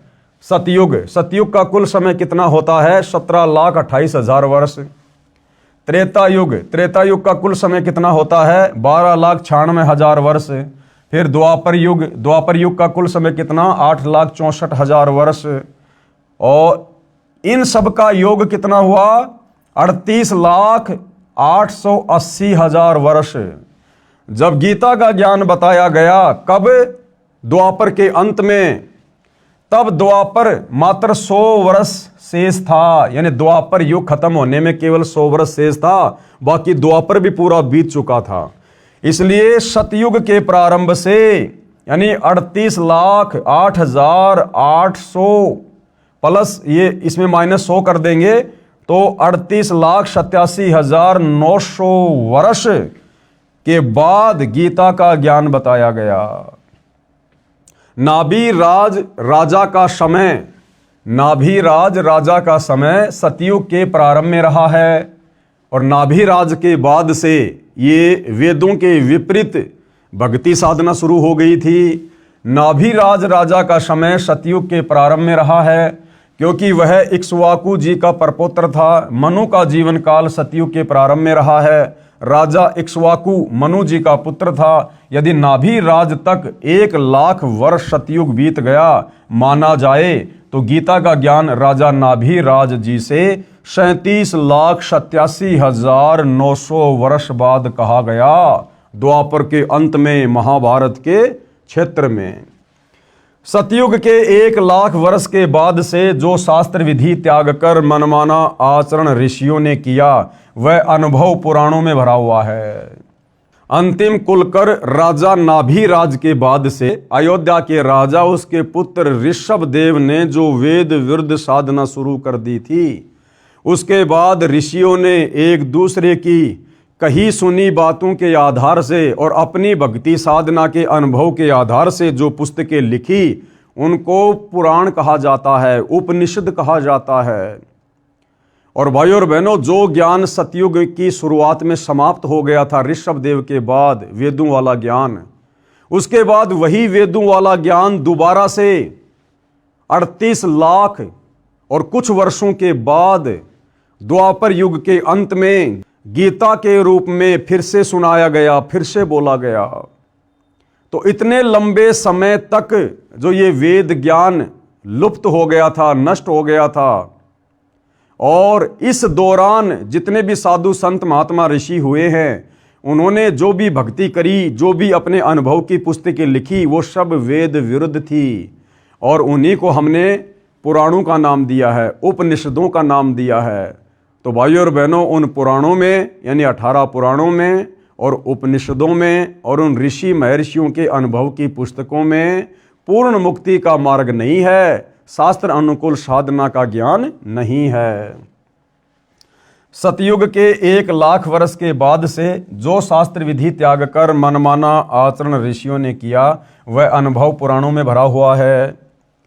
इसलिए गीता ज्ञान देने वाले ने कहा है, इसलिए गीता का ज्ञान देने वाले काल ब्रह्म ने गीता अध्याय 4 श्लोक नंबर 1 और 2 में कहा है कि यह यथार्थ वेद ज्ञान लुप्त प्राय हो गया। इससे यह सिद्ध हुआ कि सतयुग के शुरू से 1,00,000 वर्ष बाद से गीता ज्ञान देने तक वेद ज्ञान लुप्त था, और शास्त्र विरुद्ध साधना व कर्म कांड जो ऋषि करते करवाते थे वह पुराणों तथा उपनिषदों में भरा हुआ है। वह है हट करके कठोर तप करना, तीर्थों का भ्रमण करना, क्योंकि वो साधु संत महात्मा ऋषि वेदों के विरुद्ध यही कार्य किया करते थे। मठों में जाना, तीर्थों पे जाना, तपस्या करना, व्रत रखना, और हमने मान लिया कि इन साधु संत महात्मा ऋषियों को तो वेदों का ज्ञान होगा, ये बड़ी अच्छी संस्कृत बोलते हैं, तपस्या करते रहते हैं, जबकि उनकी सारी की सारी साधना मन कल्पित थी, शास्त्रों के विरुद्ध थी, वेदों के विरुद्ध थी, और उन्होंने अपना वो सारा का सारा अनुभव, वो आदि अधूरी साधना, मनमाना आचरण उन्होंने पुराणों के रूप में लिख कर छोड़ दिया आप और हमारी दुर्गति के लिए। वह पुराणों तथा उपनिषदों में भरा हुआ है। वह है हट करके कठोर तप करना, तीर्थों का भ्रमण, पितृ पूजा, भूत पूजा, कर्म कांड, देवताओं की पूजा, मूर्ति पूजा, शिवलिंग की पूजा, व्रत करना, श्राद्ध करना, पिंडदान करना तथा पर भी नहाना आदि आदि जो गीता में नहीं कहा है, अपितु गीता जी ने तो मना किया है। अब देखो क्या कह रहे हैं गुरुदेव भगवान कि भाई बड़े आश्चर्य की बात है कि गीता का ज्ञान पढ़कर भी पहले वाला अज्ञान घसीटा जा रहा है। यानी वर्तमान के हमारे धर्म गुरु, धारा प्रवाह, संस्कृत बोलने वाले आचार्य शंकराचार्य गीता जी को भी पढ़ रहे हैं और गीता जी भक्ति और भगवान के विषय में क्या बता रही है, और उसके बावजूद भी ये हमारे धर्म गुरु उसी मनमाने आचरण को खुद भी कर रहे हैं और आम समाज से भी करवा रहे हैं। तो भाई और बहनों, हमारे धर्म गुरुओं को शास्त्र अनुकूल साधना का बिल्कुल भी ज्ञान नहीं था और ना वर्तमान में है। अगर होता और पूरा समाज यदि शास्त्रों के अनुसार, गीता के अनुसार भक्ति साधना कर रहा होता, तो सतगुरु रामपाल जी कहते हैं कि बच्चों, फिर मैंने अपने सिर में दर्द करने की आवश्यकता नहीं थी। आश्चर्य है कि गीता का ज्ञान पढ़कर भी पहले वाला अज्ञान घसीटा जा रहा है। फिर गीता व वेदों को किस लिए पढ़ते हो भाई? अरे जब तुमने गीता और वेदों के विपरीत साधना करनी है, उल्टी साधना करनी है, फिर क्यों गीता और वेदों को सामने रख के दुनिया को भ्रमित करते हो? क्यों फिर रोजाना गीता का पाठ करते हो, ये कथाएं करते हो? पढ़ते हैं श्रीमद् भगवद गीता और भक्ति कर्म गीता यानी वेदों के विपरीत कर रहे हैं। गीता का ज्ञान प्राप्त होने के पश्चात तो पुराणों तथा उपनिषदों में बताई शास्त्र विधि विरुद्ध साधना त्यागनी चाहिए।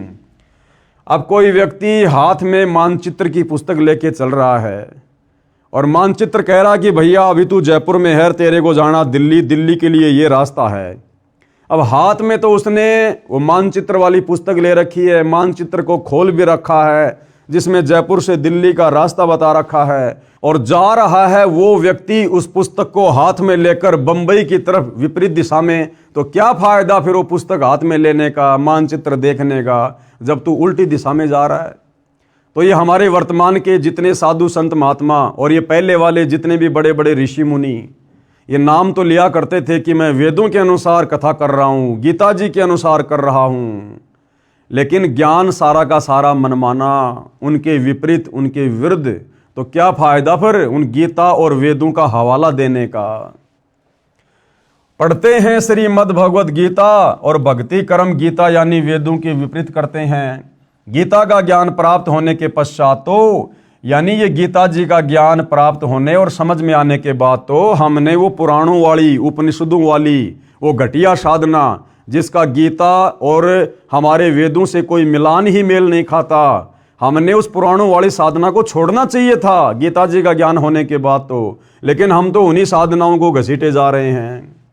गीता का ज्ञान प्राप्त होने के पश्चात तो पुराणों तथा उपनिषदों में बताई शास्त्र विधि विरुद्ध साधना त्यागनी चाहिए थी, सो नहीं त्यागी। यानी आज भी हमारे धर्मगुरु उसी आदि अधूरी साधना को घसीटे फिर रहे हैं। इससे यह स्वयं सिद्ध है कि हिंदू समाज हिंदू शास्त्रों में बताई साधना त्याग कर ऋषियों के अनुभव का अनुसरण करते हैं, जो गीता अध्याय 16 श्लोक 23 में व्यर्थ कहा है, शास्त्र विधि को त्याग के मनमाना आचरण कहा गया है। अब अगला सवाल नंबर 8 किसी ने प्रश्न किया गुरुदेव से कि आपने रुचि ऋषि वाले प्रसंग में यह कहा है कि रुचि वेद पढ़ता था, उसके चारों पूर्वज ऋषि थे, वे भी वेद पढ़ते थे। आप ये भी कहते हो कि उनको वेद ज्ञान नहीं था, जो वेद पढ़ते हैं उसे वेद ज्ञान न हो, बात जची नहीं। सवालकर्ता क्या कह रहा है कि आपने कुछ समय पहले जो रुचि ऋषि की कथा सुनाई थी कि एक रुचि ऋषि नाम का साधक था, उसने वेदों को पढ़ा, उसको ज्ञान हो गया कि भैया अपनी आत्मा का कल्याण करवाना चाहिए, मनुष्य जन्म केवल शास्त्र विधि अनुसार साधना करके अपनी आत्मा का कल्याण करवाने के लिए मिलता है।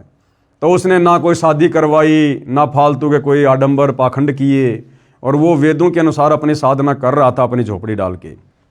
कुछ समय बाद में उसके पूर्वज जो वेद विरुद्ध साधना करने के चलते भूत बने हुए थे, पितर बने हुए थे, वो चारों उसको रुचि को दिखाई दिए आकाश में और कहा कि बेटा हमारे श्राद्ध निकालो, तुम शादी करवाओ, ये तुम क्या कर रहे हो, हम बहुत दुखी हो रहे हैं।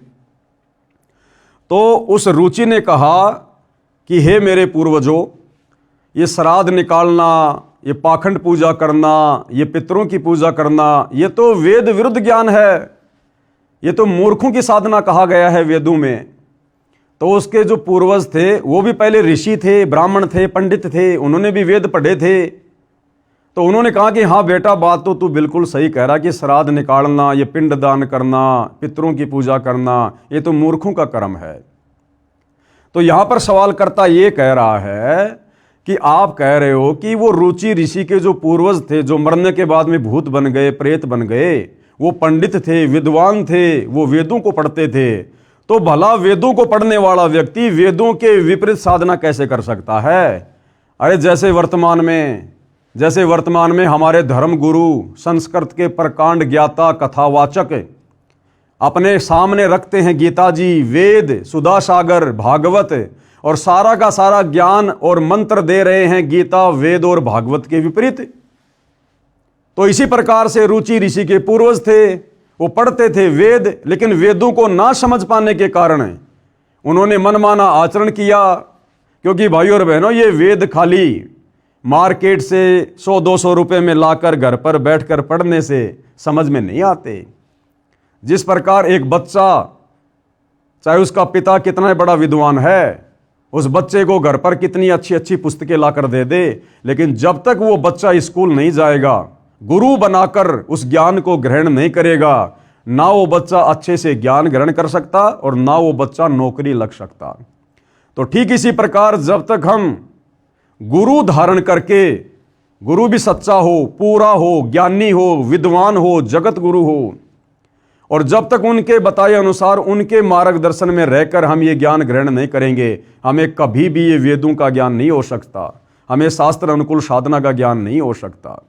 इसलिए परमात्मा कहते हैं, वेद पढ़े पर भेद न जाने, ये बाँचे पुराण 18, और जड़ को अंधे पान खवावें, ये भूल गए सृजनहारा। ये लोग वेद तो पढ़ा करते थे, संस्कृत भाषा का तो ज्ञान था, लेकिन संस्कृत भाषा में वेदों के और गीता के श्लोक वास्तव में अध्यात्म के विषय में कह क्या रहे? वो सांकेतिक था, कोड वर्ड में था। उसको भाई तत्वदर्शी संत की शरण में आए बिना नहीं जाना जा सकता, नहीं समझा जा सकता, आप चाहे संस्कृत के कितने बड़े विद्वान क्यों ना हो। तो उत्तर दिया गुरुदेव भगवान ने, दास ने यह कहा है कि ऋषिजन वेद पढ़ते थे, परंतु उनको वेदों का ज्ञान नहीं था, वे वेदों को ठीक से समझे नहीं। कबीर जी अपनी वाणी में कहते हैं, गुरु बिन वेद पढ़े जो प्राणी, समझे न सार रहे अज्ञानी। यानी बिना सच्चे गुरु के, जिस गुरु को संपूर्ण वेदों का ज्ञान हो, संपूर्ण अध्यात्म का, मोक्ष मार्ग का ज्ञान हो, ऐसा गुरु धारण किए बिना आप जी यदि वेदों को पढ़ेंगे किसी दूसरे गुरु से, नकली गुरु से, आधे अधूरे गुरु से, तो भी आप जी अज्ञानी वाली श्रेणी में रहेंगे, आपको ज्ञान नहीं हो पाएगा। गुरु बिन वेद पढ़े जो प्राणी, समझे ना ज्ञान और रहे अज्ञानी। और गुरु बिन काहू न पाया ज्ञाना, जो थोथा भूष छड़े मूड किसाना। बिना सच्चे सतगुरु की शरण में आकर इन शास्त्रों को पढ़े बिना आपको कभी भी कंप्लीट अध्यात्म का ज्ञान नहीं हो सकता। आप तो फिर वैसा ही कर्म करोगे जैसे गेहूं निकालने के बाद उसका जो चारा है, उस चारे को कूट कर कोई ये सोचे कि मैं गेहूं प्राप्त करूंगा, बिल्कुल भी नहीं कर सकता। गुरु बिन काहू न पाया ज्ञाना, जो थोता भूस छड़े मूड किसाना। कोई मूर्ख व्यक्ति जिस प्रकार से गेहूं निकालने के बाद उसके भूसे को कूट कूट कर सोचे कि मुझे गेहूं प्राप्त होगा, वो अज्ञानी है, वो मूर्ख है। तो बिना जगत गुरु की शरण में आए, बिना सच्चे सतगुरु की, तत्वदर्शी संत की शरण ग्रहण किए यदि हम मनमुखी रूप से वेदों को पढ़ेंगे, गीता जी को पढ़ेंगे, या आपने गुरु भी धारण कर लिया, उसको संस्कृत भी बहुत अच्छी आती है, और यदि वो तत्वदर्शी नहीं है, वेदों के सार को नहीं जानता है, तो भी आप उनसे वो ज्ञान ग्रहण करके अज्ञानी वाली श्रेणी में रहोगे, क्योंकि उस गुरु को भी कंप्लीट ज्ञान नहीं, तो भला शिष्य को कहां से देगा। अर्थात जो पूर्ण गुरु के बिना स्वयं वेदों को पढ़ता है, वह वेदों का सार ज्ञान नहीं समझ सकता कि वेद कहना क्या चाहते हैं, वह अज्ञानी ही रहता है। उदाहरण दिया गुरुदेव ने, जैसे विद्यार्थी पाठ्यक्रम की पुस्तकों को स्वयं पढ़ते रहे तो उन पुस्तकों के गूढ़ शब्दों को ठीक से नहीं समझ सकते। यदि ऋषियों को पूर्ण गुरु मिला होता तो वे शास्त्र विरुद्ध साधना नहीं करते। जैसे उनके द्वारा बताया गया ज्ञान पुराणों तथा उपनिषदों में लिखा है। गुरु के बिना ग्रंथ यानी वेद पढ़ना तो ऐसा है जैसे कोई किसान थोथे भूस को कूट रहा हो जिसमें कणक प्राप्त नहीं हो सकती। तो क्या कह रहे हैं गुरुदेव कि वर्तमान तक ऋषिजन शास्त्र विरुद्ध साधना करके अपना जीवन नष्ट कर गए। यानी गुरुदेव के कहने का मतलब है कि शुरुआत में जब सतयुग 1,00,000 वर्ष बीत गया था राजा नाभिराज के बाद, उसके बाद उसके बेटे ऋषभदेव ने वेद विरुद्ध साधना शुरू कर दी थी। तो उस समय से लेकर और वर्तमान में सन 1994 से उसी वेदों वाली साधना को दोबारा से सतगुरु रामपाल जी ने जीवंत किया है। तो सतयुग में 1,00,000 वर्ष के बाद से लेकर और वर्तमान कलयुग में सन 1994 से बीच का जितना भी समय है, इस समय में जितने भी बड़े बड़े साधु संत महात्मा ऋषि अवतार पीर पैगंबर कुतुब गोश ओलिया हुए हैं, ये सारे के सारे वेदों के विरुद्ध साधना करते थे, मनमाना आचरण किया करते थे। किसी को भी सत ज्ञान नहीं था अध्यात्म का, भक्ति का। और इस बीच में जितने भी लोगों ने ये वेद विरुद्ध साधना की है, वो चाहे विष्णु जी हो, चाहे विष्णु जी के अवतार हो, चाहे गोरखनाथ हो, चाहे मच्छंद्रनाथ हो, चाहे रामचंद्र जी के गुरु वशिष्ठ जी और श्री कृष्ण जी के गुरु दुर्वासा जी रहे हों, चाहे विश्वामित्र जी रहे हों, चाहे मार्कंडे जी रहे हों, चाहे स्वयं वेद व्यास जी रहे हों, इन सभी ऋषियों ने ये वेद विरुद्ध साधना करके अपने जीवन को नष्ट किया है। और जिस प्रकार से मारीची वाली आत्मा अनेक शरीर धारण करके कष्ट उठाती रही, उसी प्रकार ये सारे पुरुष और महापुरुष गधे कुत्ते सुअर, कभी नरक कभी स्वर्ग, कभी कहीं, इस प्रकार से अपना कर्म फल वर्तमान तक भोग रहे हैं।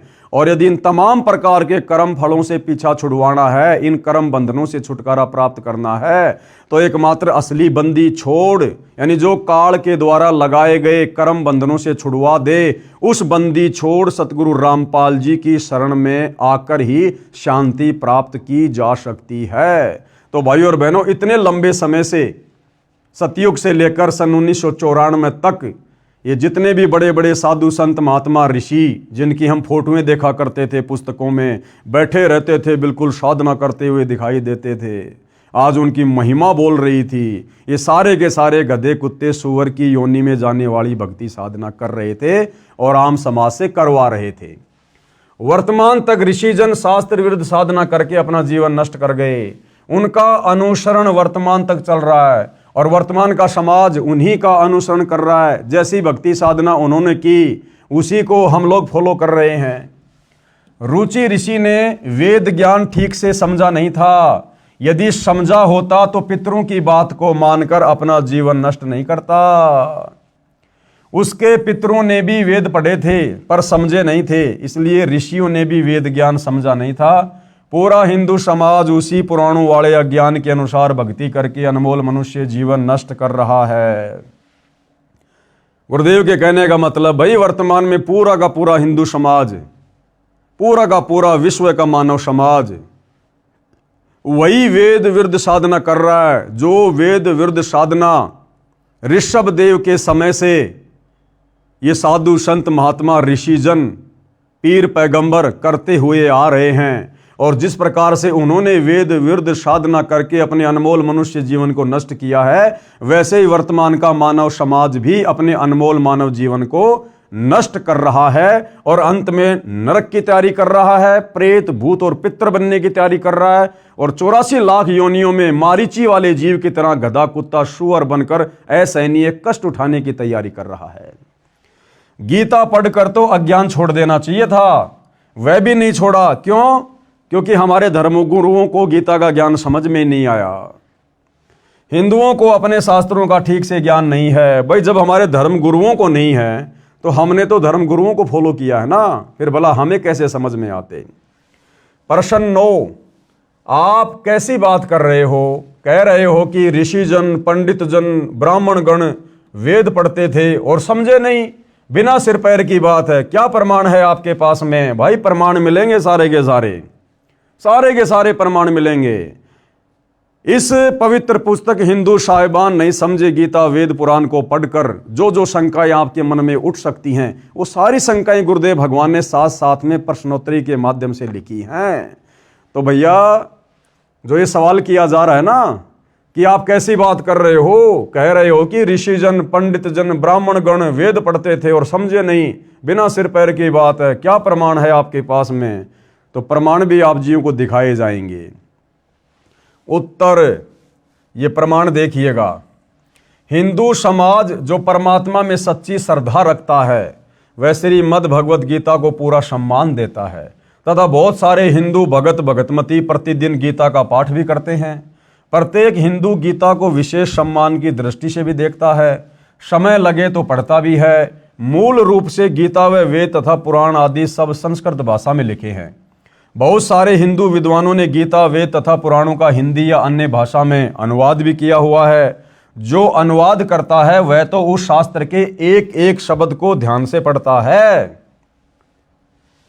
उसके द्वारा किए अनुवाद को अन्य हिंदू समाज सत्य अनुवाद मानकर पूर्ण विश्वास के साथ पढ़ता है। परंतु इन शास्त्रों में क्या कहा है न अनुवादक विद्वान समझे, यानी इस गीता जी में क्या लिखा है, वेदों में क्या लिखा है, इन पुराणों में क्या लिखा है, ना तो इनका अनुवाद करने वाले हिंदू समाज की दृष्टि में वो विद्वान समझ पाए और न अन्य हिंदू समझे जो प्रतिदिन उस अनुवाद को पढ़ते हैं। तो कहाँ इसका प्रमाण है? तो प्रमाण के लिए देखिएगा भाई और बहनों, क्या बता रहे हैं गुरुदेव। गीता अध्याय 9 श्लोक 25 में क्या लिखा है? अगर हमारे हिंदू धर्म के मार्गदर्शक, इन शास्त्रों के अनुवादक जिनको हम विद्वान ऋषिजन मानते थे, यदि वो गीता जी के अर्थ को, अनुवाद को समझ गए होते तो भाई गीता अध्याय 9 श्लोक नंबर 25 के विपरीत साधना नहीं कर रहे होते। तो गीता अध्याय 9 श्लोक 25 में गीता का ज्ञान देने वाले ब्रह्म ने क्या कहा है? पितरों को पूजने वाले पितरों को प्राप्त होते हैं। अब बताओ भाई, आजकल घर घर में पितरों की पूजा होती है हिंदू समाज में। मरने के बाद में उन पितरों की पूजा की जाती है, उनकी मूर्ति बनाकर, फोटोएं बनाकर उनके श्राद्ध निकाले जाते हैं। जबकि गीता अध्याय 9 श्लोक 25 में तो आपका भगवान मना कर रहा है कि पितरों को पूजने वाले पितरों को प्राप्त होते हैं, यानी पितरों को पूजने वाले पितर ही बनेंगे, यानी पितर योनि प्राप्त करते हैं। तो मुक्ति कहां हुई? भटकते फिरते हैं। और भूतों को पूजने वाले भूतों को प्राप्त होते हैं। भूतों को पूजना यानी श्राद्ध निकालना। हमारे पूर्वज जो मर चुके हैं, जिनके हम श्राद्ध निकाल रहे हैं, उनकी गति हुई नहीं, उल्टी दुर्गति हो गई वेद विरुद्ध साधना करने के चलते। वो भूत बनकर भटक रहे हैं, भूखे प्यासे। कभी हमारे को सौपन में दिखाई देते हैं, कभी घर में कोई नुकसान कर देते हैं। फिर हम किसी पंडित के पास जाते हैं, वो कहते हैं उनके श्राद्ध निकालो। तो हमारे पूर्वज खुद ही अपनी दुर्गति करवाकर भूत बने फिर रहे हैं, भटकते फिर रहे हैं, भूखे प्यासे। और हम यदि उनकी पूजा करना शुरू कर देंगे, यानी उनके श्राद्ध निकालेंगे, यानी उनकी पूजा हो गई, तो हम भी मरने के बाद में दुर्गति को प्राप्त होंगे, फिर भूत बनेंगे। इसी प्रकार से भूतों को पूजने वाले भूतों को प्राप्त होंगे, यानी प्रेत योनि प्राप्त करते हैं। और देवताओं को पूजने वाले देवताओं को प्राप्त होंगे। और देवताओं को पूजने वाले कहाँ जाएंगे? वो देवताओं के लोक में जाएंगे, उनके वो गण बनेंगे, उनके नौकर बनेंगे। और ये देवी देवता फिर उनका मिसयूज करेंगे, मिसयूज, यानी देवलोक में चले जाते हैं। और ये गीता ज्ञान देने वाला कह रहा है कि मेरी पूजा करने वाले मुझे, यानी गीता ज्ञान देने वाले को प्राप्त होते हैं। और गीता ज्ञान देने वाला कहाँ रहता है? ब्रह्मलोक में। और गीता अध्याय 8 श्लोक नंबर 16 में खुद कह रहा है कि मेरे ब्रह्मलोक में गए हुए प्राणी भी पुनरावृत्ति में हैं, यानी उनका भी जन्म मरण समाप्त नहीं होता। वो भी गधे कुत्ते सूअर बनने से नहीं बच सकते।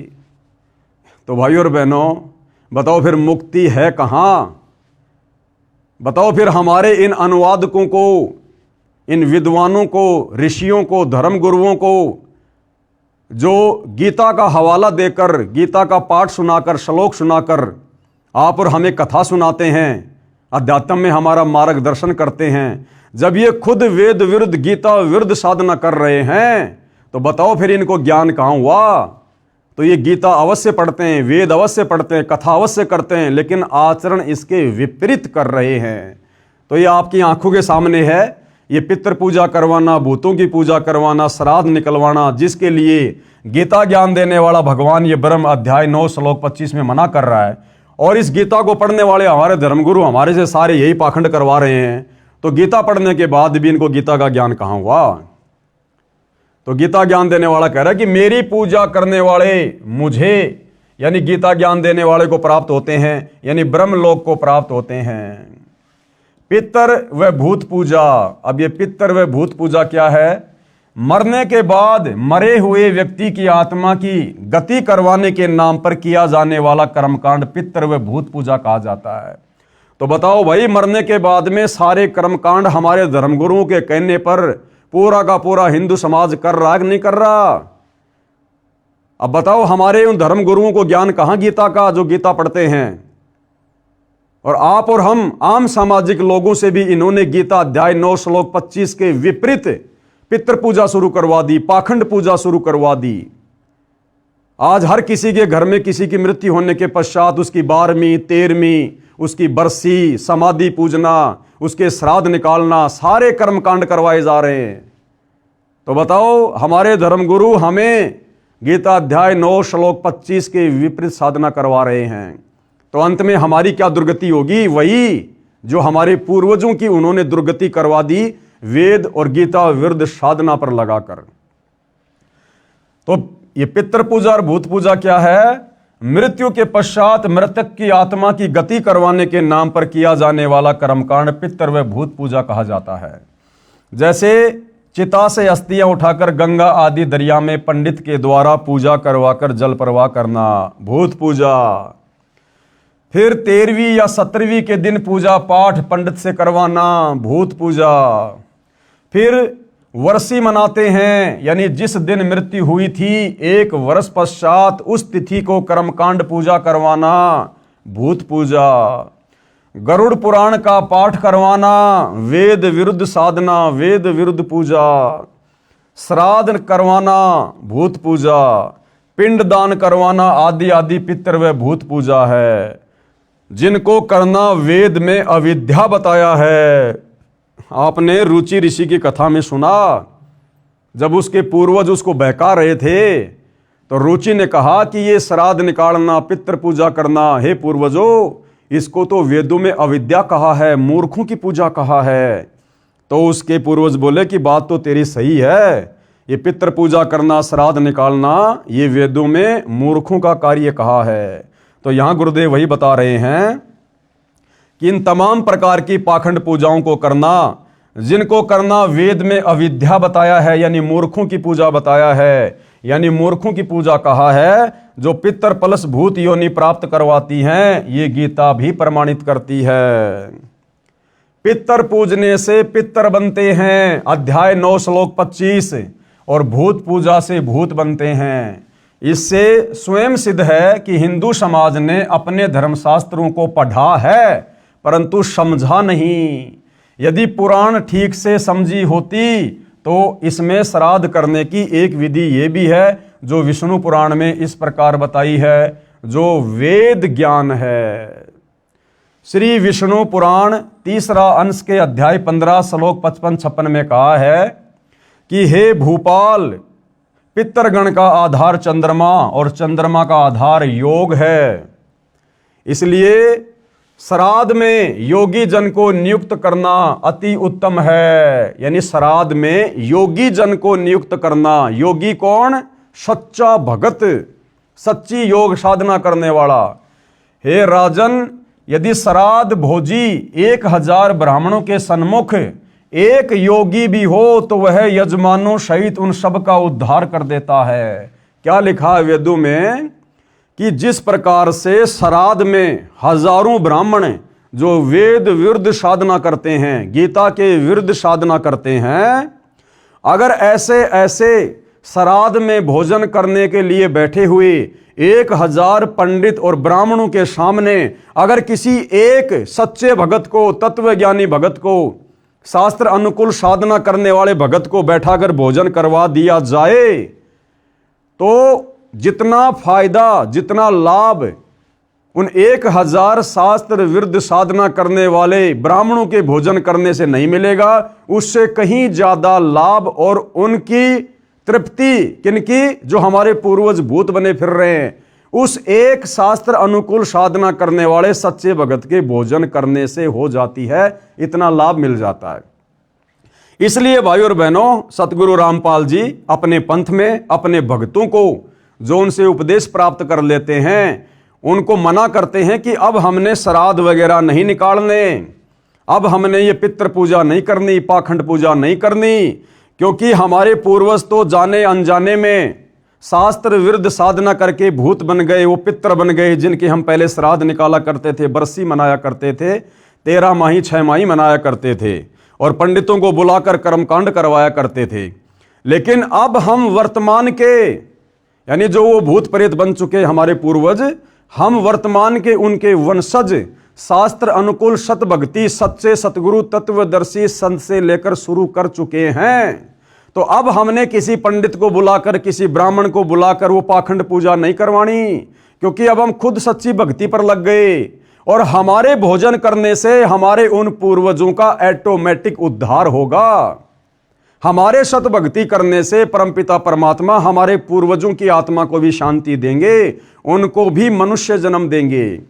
और सतगुरु रामपाल जी परमेश्वर जी ने यहां तक सत्य कहा है कि जिस दिन कोई भगत उनसे उपदेश लेकर सच्ची शास्त्र अनुकूल साधना करना शुरू कर देता है, उस भगत की पिछली 7 पीढ़ियों को मनुष्य जन्म मिलता है। यानी जैसे मैं पवन दास, आज से पहले मेरे तमाम पूर्वज वेद विरुद्ध साधना कर रहे थे, जिनके हम श्राद्ध निकाला करते थे, जो कि भूत बने हुए थे, पित्र बने हुए थे, सभी के बने हुए हैं। तो अब वर्तमान में मुझे सतगुरु रामपाल जी की सत्य शरण प्राप्त हो गई है, तो अब मैंने वो पाखंड करने की आवश्यकता नहीं है। अब मेरे द्वारा इस परिवार में सत भक्ति शुरू करने के बाद मेरी जो पिछली 7 पीढ़ियां हैं, मेरे पिताजी, मेरे दादाजी, मेरी दादी जी, उसके पिताजी, उसके दादा, उसके पिताजी, उसके दादा, इस प्रकार से मेरी 7 पीढ़ियां जो शरीर छोड़ चुकी हैं, जो कहीं कहीं किन्हीं किन्हीं योनियों में भटक रहे हैं, कोई पशु योनि में है, कोई पक्षी योनि में है, कोई भूत बना हुआ है, कोई पितर बना हुआ है, मेरे द्वारा जो सतभक्ति अब शुरू हो चुकी है, इस सतभक्ति के करने से मेरी पिछली 7 पीढ़ियों को भी परमात्मा उन योनियों से निकालकर मनुष्य जन्म देगा, मनुष्य जन्म, और उन्हें इसी सतभक्ति पर लगाएगा। इतना बड़ा फायदा इस सतभक्ति का, बिना श्राद्ध, बिना पिंडदान, बिना 13 माही, बिना 6 माही, बिना बरसी, बिना किसी कर्म कांड के मेरी 7 पीढ़ी पहले वाले पूर्वजों का भी उद्धार इस सतभक्ति से होगा। और फिर गुरुदेव ने बताया कि पिछली तो 7 पीढ़ियां, और भक्ति बीज होवे जो हंसा, वाके तारू 71 वंशा। अध्यात्म में 71 कहते हैं, 108 पीढ़ी। और कह रहे हैं यदि आपने सच्ची भक्ति आजीवन करके सफलता प्राप्त कर ली, तो आपकी आगे आने वाली 108 पीढ़ियों का उद्धार होगा। आने वाली 108 पीढ़ियां भी वही भक्ति करेंगी और उनका भी इसी प्रकार से उद्धार होगा, मोक्ष होगा। तो भला अब हम सतगुरु रामपाल जी के भक्तों ने ये पाखंड पूजा क्यों करनी, क्यों श्राद्ध निकालने, क्यों हमने कर्म कांड करने? तो भाई और बहनों, जो सत भक्ति वर्तमान में सतगुरु रामपाल जी धरती पर लेकर प्रकट हुए हैं तत्वदर्शी संत के रूप में, ये सर्वश्रेष्ठ है, उत्तम है। इससे बढ़कर मोक्ष प्राप्ति का कोई मार्ग संसार में नहीं है। तो यहां ये समझना चाह रहे हैं गुरुदेव कि हे राजन, जो कि वेदों में भी लिखा हुआ है, यानी वेद इस श्राद्ध पूजा को मना करते हैं, कर्मकांड को पूजा करते हैं, और कह रहे हैं कि अगर एक योगी को, एक सच्चे भगत को भोजन करवा दिया जाए तो 1000 ब्राह्मण जो वेदों के विरुद्ध साधना करते हैं, उनसे कहीं ज्यादा फल उस एक सच्चे भगत को भोजन करवाने से मिलेगा। लेकिन इसका मतलब ये नहीं है भाई और बहनों कि कहीं किसी के घर में श्राद्ध हो रहे हो और उस आदमी को पता हो कि फला फला व्यक्ति संत रामपाल जी का भगत है, चलो मैं उसको ले आता हूं श्राद्ध में भोजन करवाने के लिए, तो हम लोगों ने नहीं जाना। हमने अपने घर में रोजाना जैसे हम खाना खा रहे हैं, उस खाना खाने के चलते हमारे पूर्वजों का इस प्रकार से उद्धार ऑटोमेटिक हो रहा है। हमने भोजन खाने के लिए श्राद्ध में कहीं और नहीं जाना, अन्यथा हमारी मर्यादा टूटेगी, हम भी फिर उसी पाखंड साधना में आ जाएंगे। मनमाने आचरण के अंतर्गत फिर हमारी साधना हो जाएगी। हे राजन, यदि श्राद्ध भोजी 1000 ब्राह्मणों के सामने एक योगी भी हो तो वह यजमानों सहित उन सब का उद्धार कर देता है। विचार करने की बात है कि पुराण का यह ज्ञान सत्य है, ये वेद ज्ञान है जो सूक्ष्म वेद से लिया गया है, जिसे स्वयं सच्चिदानंद घन ब्रह्म यानी सत्य पुरुष स्वयं अपने मुख से वाणी बोलकर बताता है। उस तत्व ज्ञान को पढ़ने से भांति भांति के भ्रमित ज्ञान से हटकर मानव की बुद्धि कर्म कांड त्याग कर परमात्मा में निश्चल होकर स्थिर हो जाती है। ऐसा साधक यानी भगत, योगी यानी सच्चा शास्त्र अनुकूल ज्ञान के अनुसार साधना करने वाला साधक कहा जाता है। तो भाई वो सच्चे योगी वर्तमान में धरती पर केवल सतगुरु रामपाल जी के भगत हैं, और सतगुरु रामपाल जी की भी केवल वही भगत जो सतगुरु रामपाल जी की प्रत्येक मर्यादाओं में, उनके नियमों में, उनके वचन में, उनकी शिक्षाओं का अनुसरण करते हुए भक्ति करते हैं। ऐसा नहीं है कि नाम ले लिया संत रामपाल जी का, गले में लॉकेट पहन लिया, हाथ में रक्षा सूत्र डाल लिया और नियम कोई निभा नहीं रहा, तो वो संत रामपाल जी से उपदेशी होने के बाद भी उनका सच्चा योगी, सच्चा साधक, सच्चा भगत नहीं है।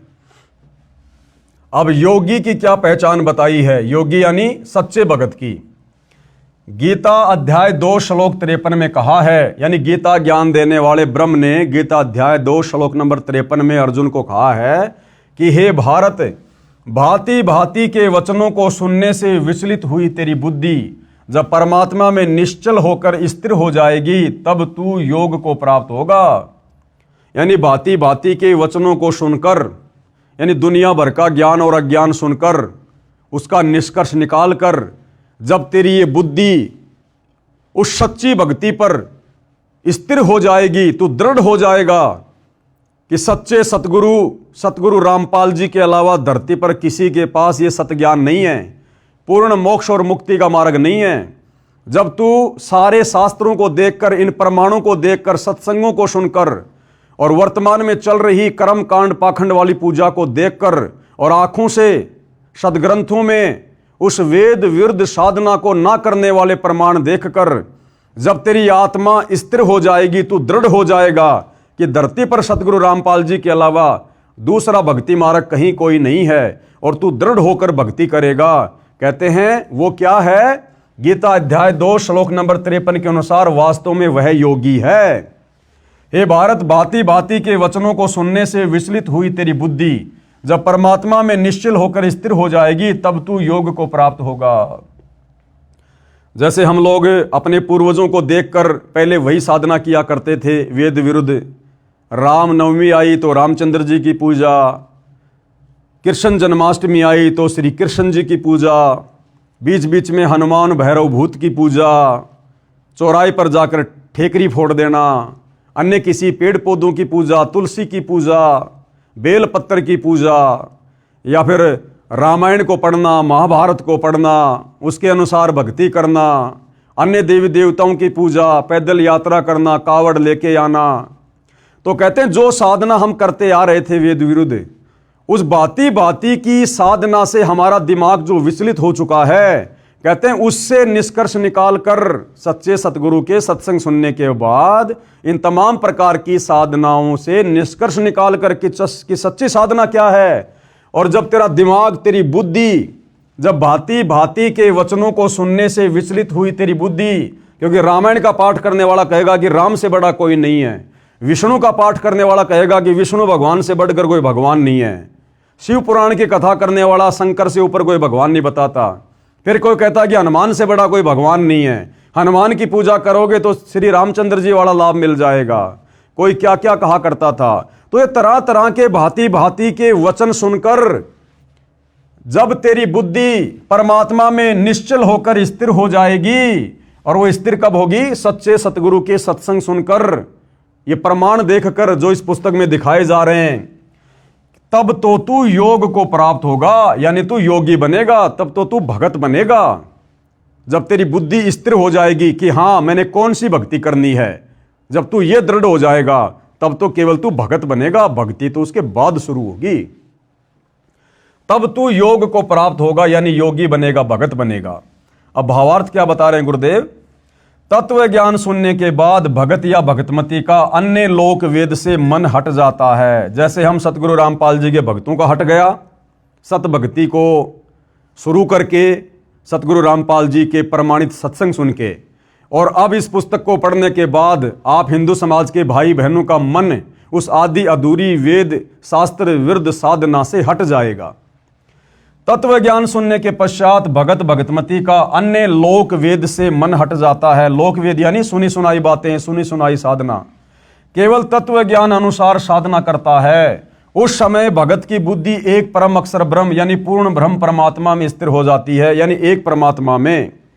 तब वह योग को प्राप्त होता है, अर्थात वह योगी बनता है, भगत बनता है। यानी शास्त्र अनुकूल भक्ति करने से वह योगी हो जाता है, सच्ची साधना करने वाला भगत बन जाता है। मैं कौन? सतगुरु रामपाल जी शास्त्रोक्त साधना करता तथा अनुयायियों से करवाता हूं।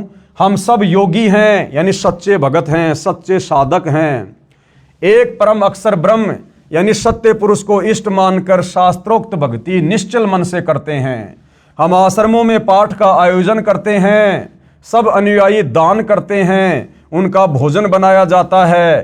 परम अक्षर ब्रह्म को यज्ञों में प्रतिष्ठित करते हैं, उनको भोग लगाते हैं, उसे सब योगी यानी भगत तथा भगतमती खाते हैं। दानकर्ता का तथा सारे परिवार का तथा पितरों का उद्धार हो जाता है तथा मोक्ष भी मिलता है। हम श्राद्ध रूप में भोजन नहीं बनाते, हम प्रसाद रूप में भोजन बनाते हैं और परम अक्षर ब्रह्म को भोग लगाते हैं। उसके बाद वो भोजन वो प्रसाद बन जाता है और इस प्रकार बिना श्राद्ध निकाले, बिना पितृ पूजा किए, बिना किसी प्रकार के कर्म कांड के हम भी त्रिपत और हमारे पूर्वज जो भूत बने हुए थे वो भी त्रिपत।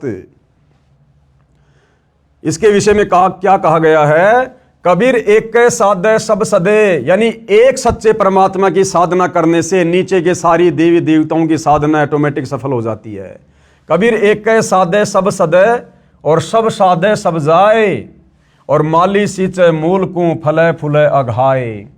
जिस प्रकार यदि आपने आम का पौधा लगाकर आम प्राप्त करना है तो आपने विधिवत उस आम की सिंचाई करनी पड़ेगी, देखभाल करनी पड़ेगी।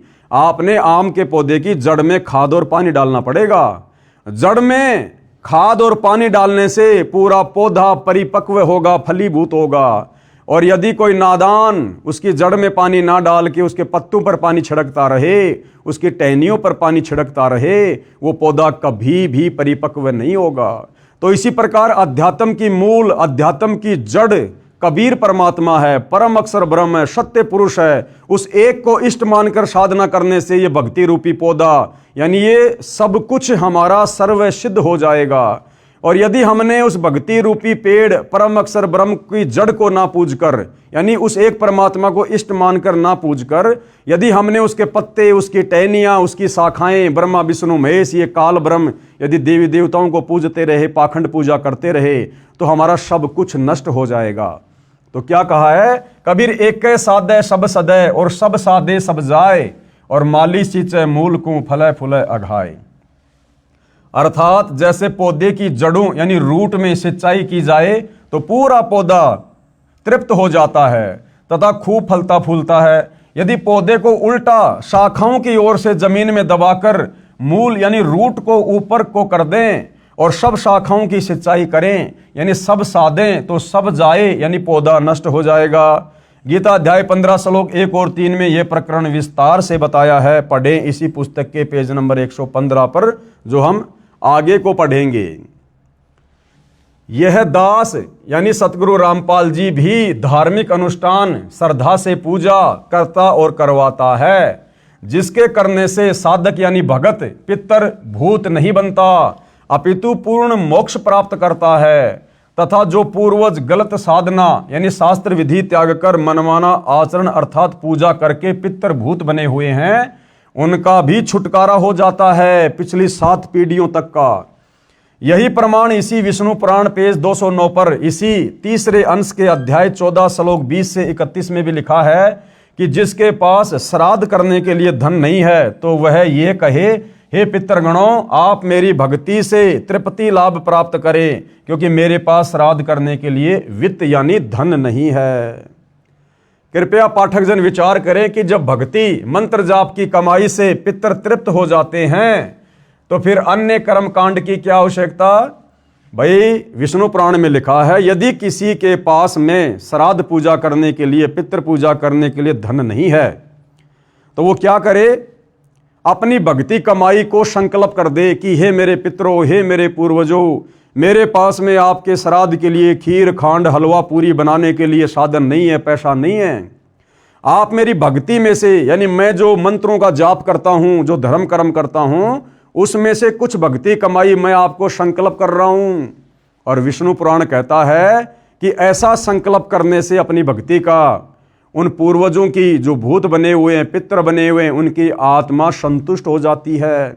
तो बताओ फिर ये कर्मकांड करने से क्या फायदा? इन पंडितों को बुलाकर कर्मकांड करवाना, हलवा खीर खांड पूरी बनाकर उसका सत्यानाश करवाना, भगवान का दोषी बनना, वेद विरुद्ध साधना करके भगवान का दोषी बनना, बताओ फिर इसका क्या फायदा?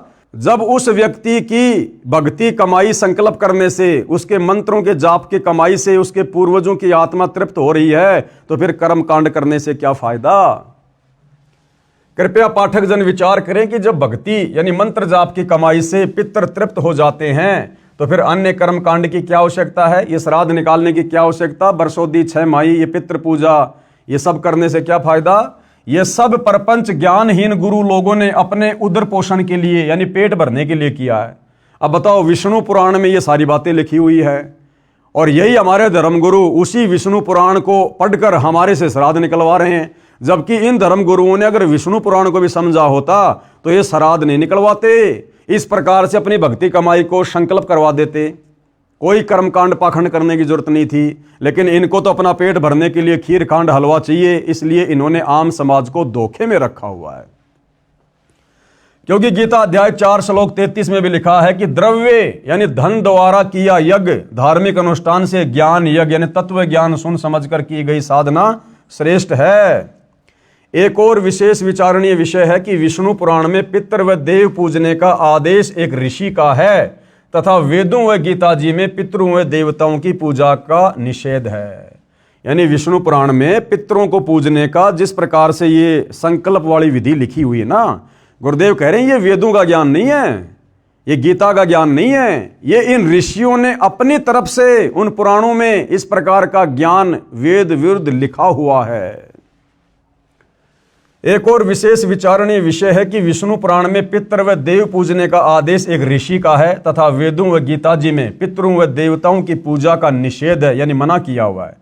जो आदेश ब्रह्म यानी काल रूपी ब्रह्म भगवान का है, यदि पुराणों के अनुसार साधना करते हैं तो प्रभु के आदेश की अवहेलना होती है, जिस कारण से साधक यानी भगत दंड का भागी बनता है।